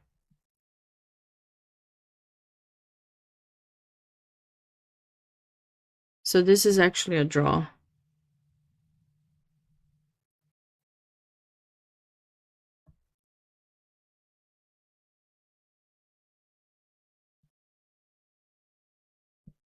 But g3 helps because we'll have an extra tempo so we can choose if we push or take. A black played king e6. Oh, no, no, no. This is lost. This is lost. Ah. Ay, ay, ay. That's a huge blunder for black. Being given the chance to draw, but okay, he doesn't have that much time, but being given the chance to draw, you cannot make that. You cannot make that mistake. I feel bad.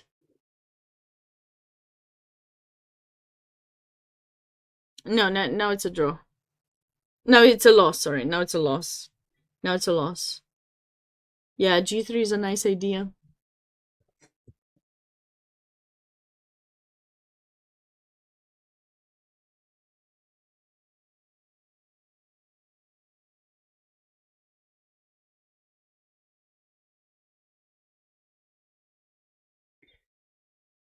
Yeah, f4. F4, yeah, because that's the move that you had to play, and now you can't progress. There's no way the knight can improve, like, because whenever you go to take the pawn, this is the only way, and then this endgame is a draw. You have no entrance. No matter how many times you triangulate, you can never do anything. Even if you're up a pawn, you just can't. d5, king e5 draw. Wow, this is sad. This is a sad moment. Tanya won. I don't know why this game doesn't have more. It's only moved 28. Eric won. Oh, this was the game. I should go till the end to make sure I see the result, so that I don't stumble upon it anymore. Okay, now black's saved his king in this game. He should be able to survive.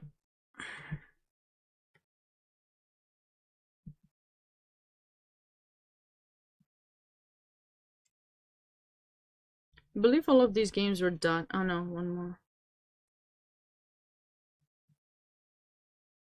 So this is the last game remaining.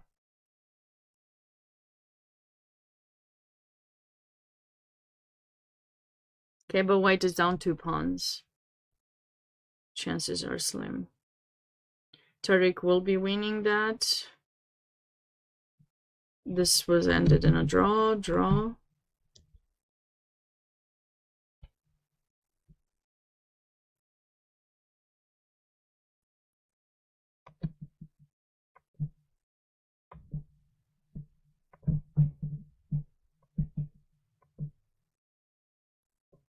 This is the gorgeous mate that we saw.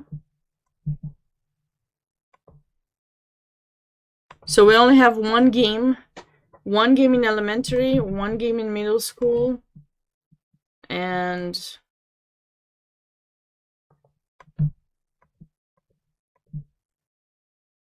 two games in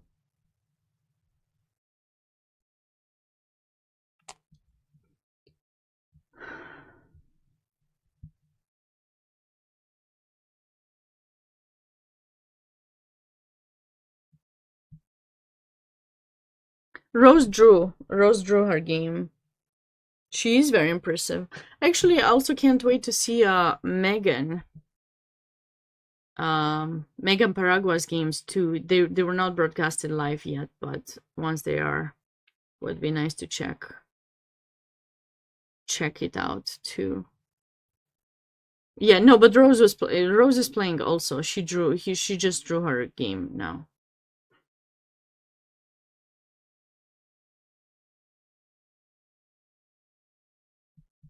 She did really well. Yeah, she crossed. Megan is playing in the K through 12 championship section. You guys can check out all the standings and pairings. Everything there on that link.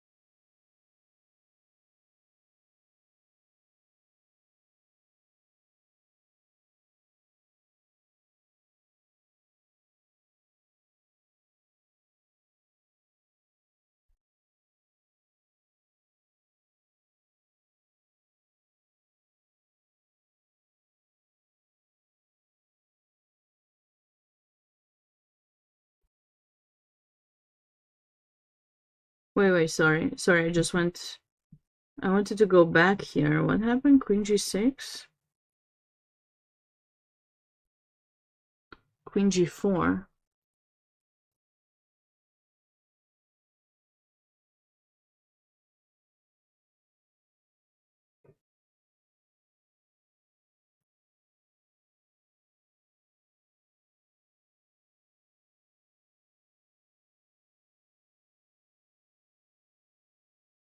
Okay, Musa is trying to come up with something, but if Black manages to trade queens, this is going to be a win.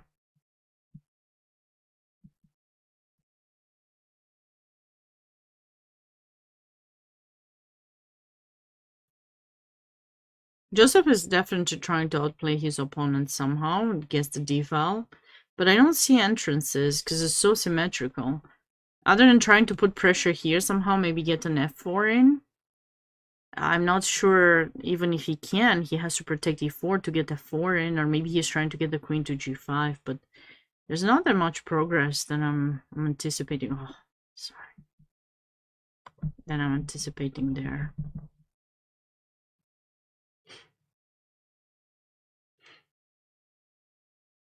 Do you guys have any specific questions?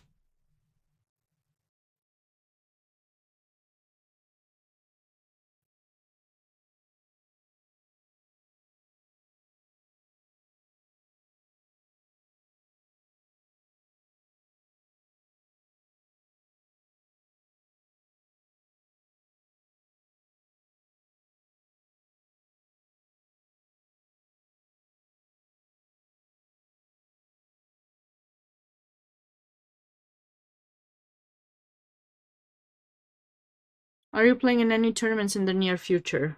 That would be great.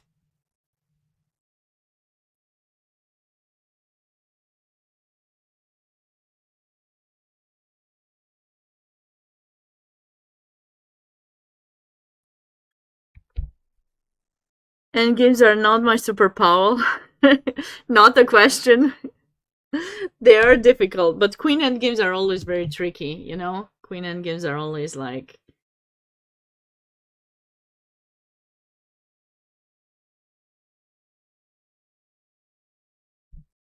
You have to be mindful, especially like when there's just queen and pawn versus queen. Queen and pawn versus queen, because um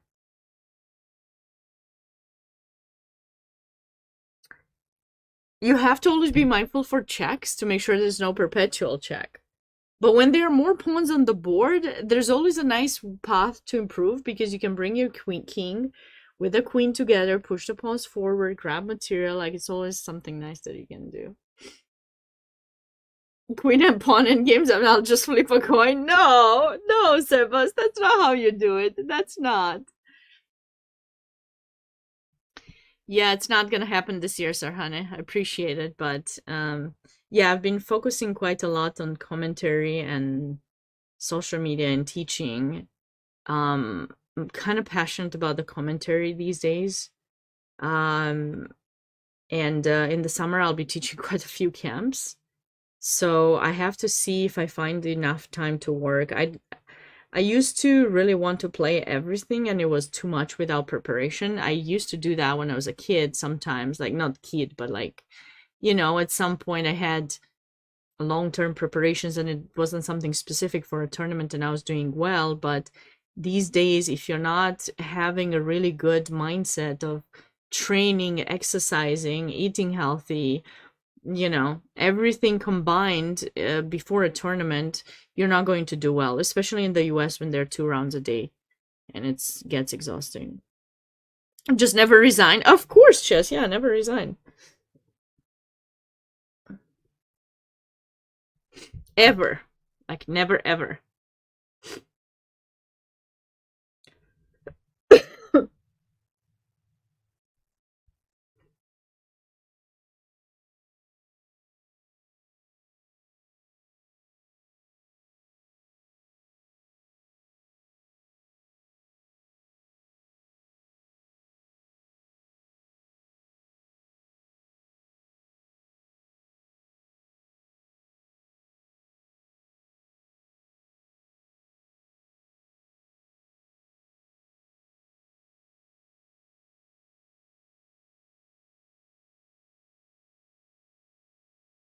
Most people playing games too fast. I agree.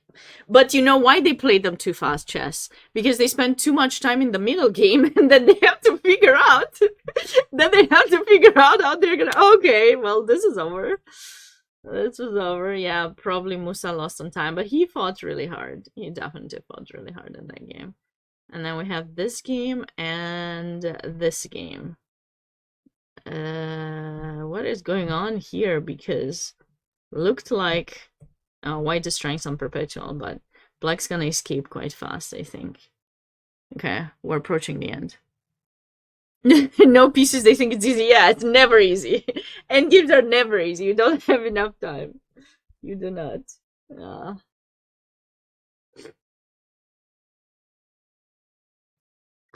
You do not have any time.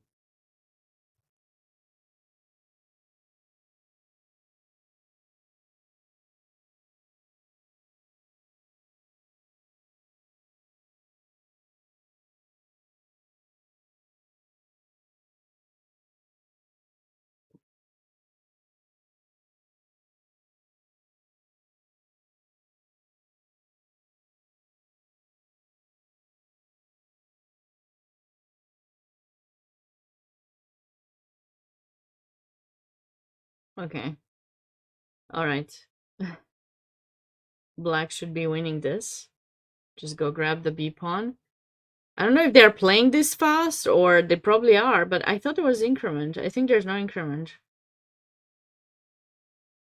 It's like a few seconds. I think there's delay. I think it's 5 seconds delay.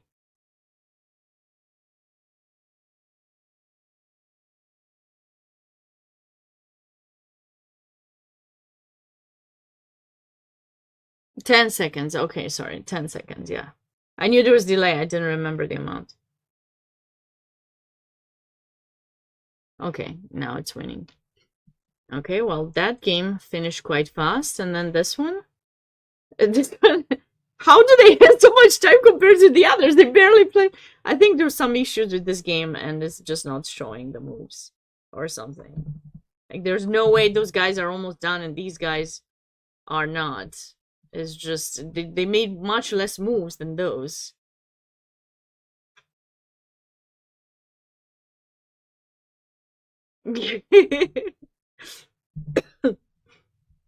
Will Tariq be able to win? I do not know.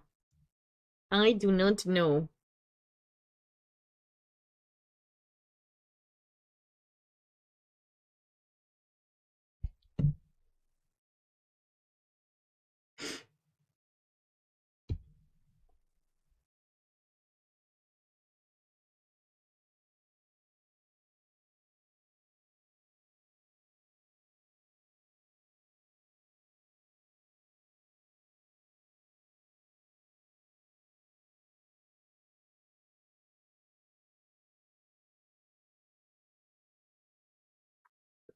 So what do we do here? Do you guys? I think this game. I think they're tricking. I'm being tricked. I think I'm being tricked.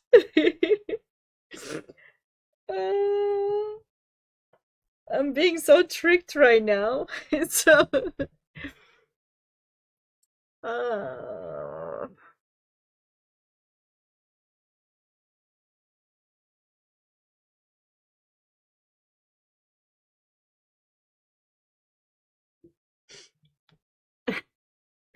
How can they still have 2 minutes? The other game was 17 seconds. And they were on move like, what move was that? How is that possible? There's no way. This was move 60, and they were like on the far away, like far. How can these guys have more time?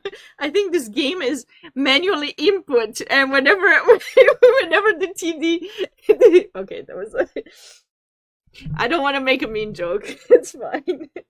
But it's just like I remember the times when I was playing and there were no DGT boards, so the TDs had to input the games themselves, and they were trying to figure out what did this person write, because when people start writing a chess game, it's so beautiful. At least when I write it, it looks so gorgeous. Like, you want to make sure that the writing is gorgeous.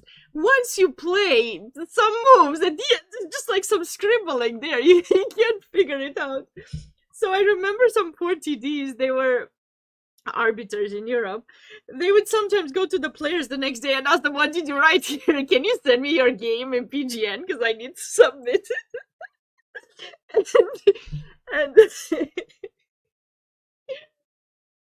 I mean, I'm laughing, but like, really, I have seen some handwritings. I have some students, even like more adultish, kind of like, I don't know, 16, 17-year-old students who write like we can't figure it out, and they don't remember their game. So when we have to go over, there's no idea what has been written there.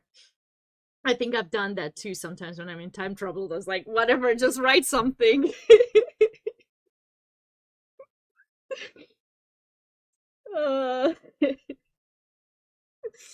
But seriously, I mean, all games are finished. This is the no, there's the other one with the queen endgame that Tariq is still playing, which he's gonna win.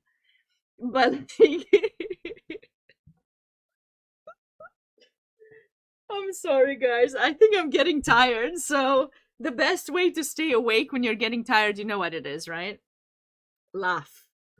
Laughter. It just has something to do with energy. I think, at least, I'm not 100% sure. Sleep is probably a better option, but that's not part of the multiple choice. It's just like commentary, laugh, don't say anything, be bored, look at the chat, pretend like you're doing something. Maybe I should bring Regina on stream. Who here is still watching from the SuperNationals? I want to know. Can you write it in the chat? Because if you are, I can bring your luck to the stream. And then if you see that luck, which is my cat, if you see her on stream, then you're just gonna be so happy. Tomorrow, you're just gonna win. But I just need to know that there are people from the SuperNationals actually watching. Not that I wouldn't show the chat in general, but I'm just saying. Okay, Black lost on time or not? Nope. Yeah, 12 seconds have been added. Nobody watching from SuperNationals? I thought there were some people.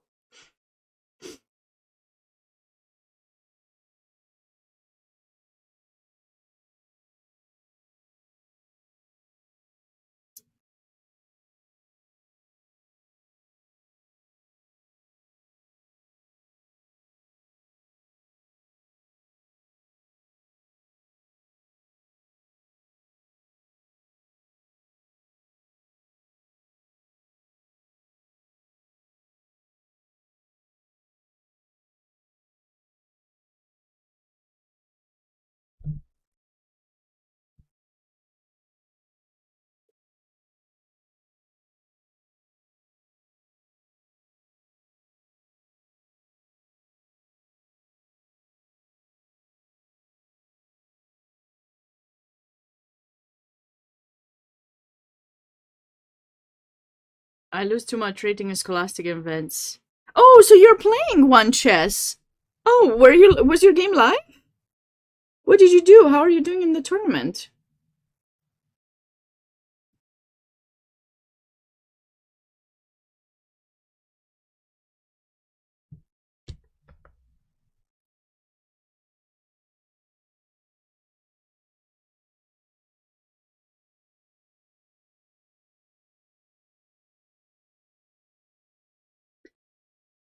Okay, guys, I feel like maybe I should. You were on board for the. How did you do?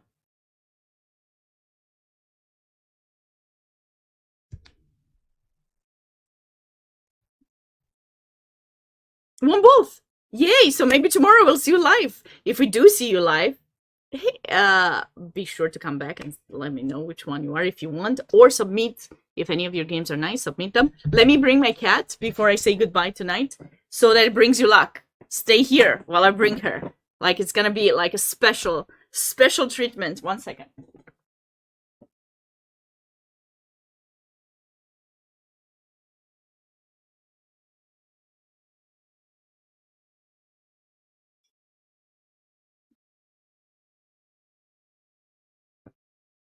This is a special lucky cat, by the way.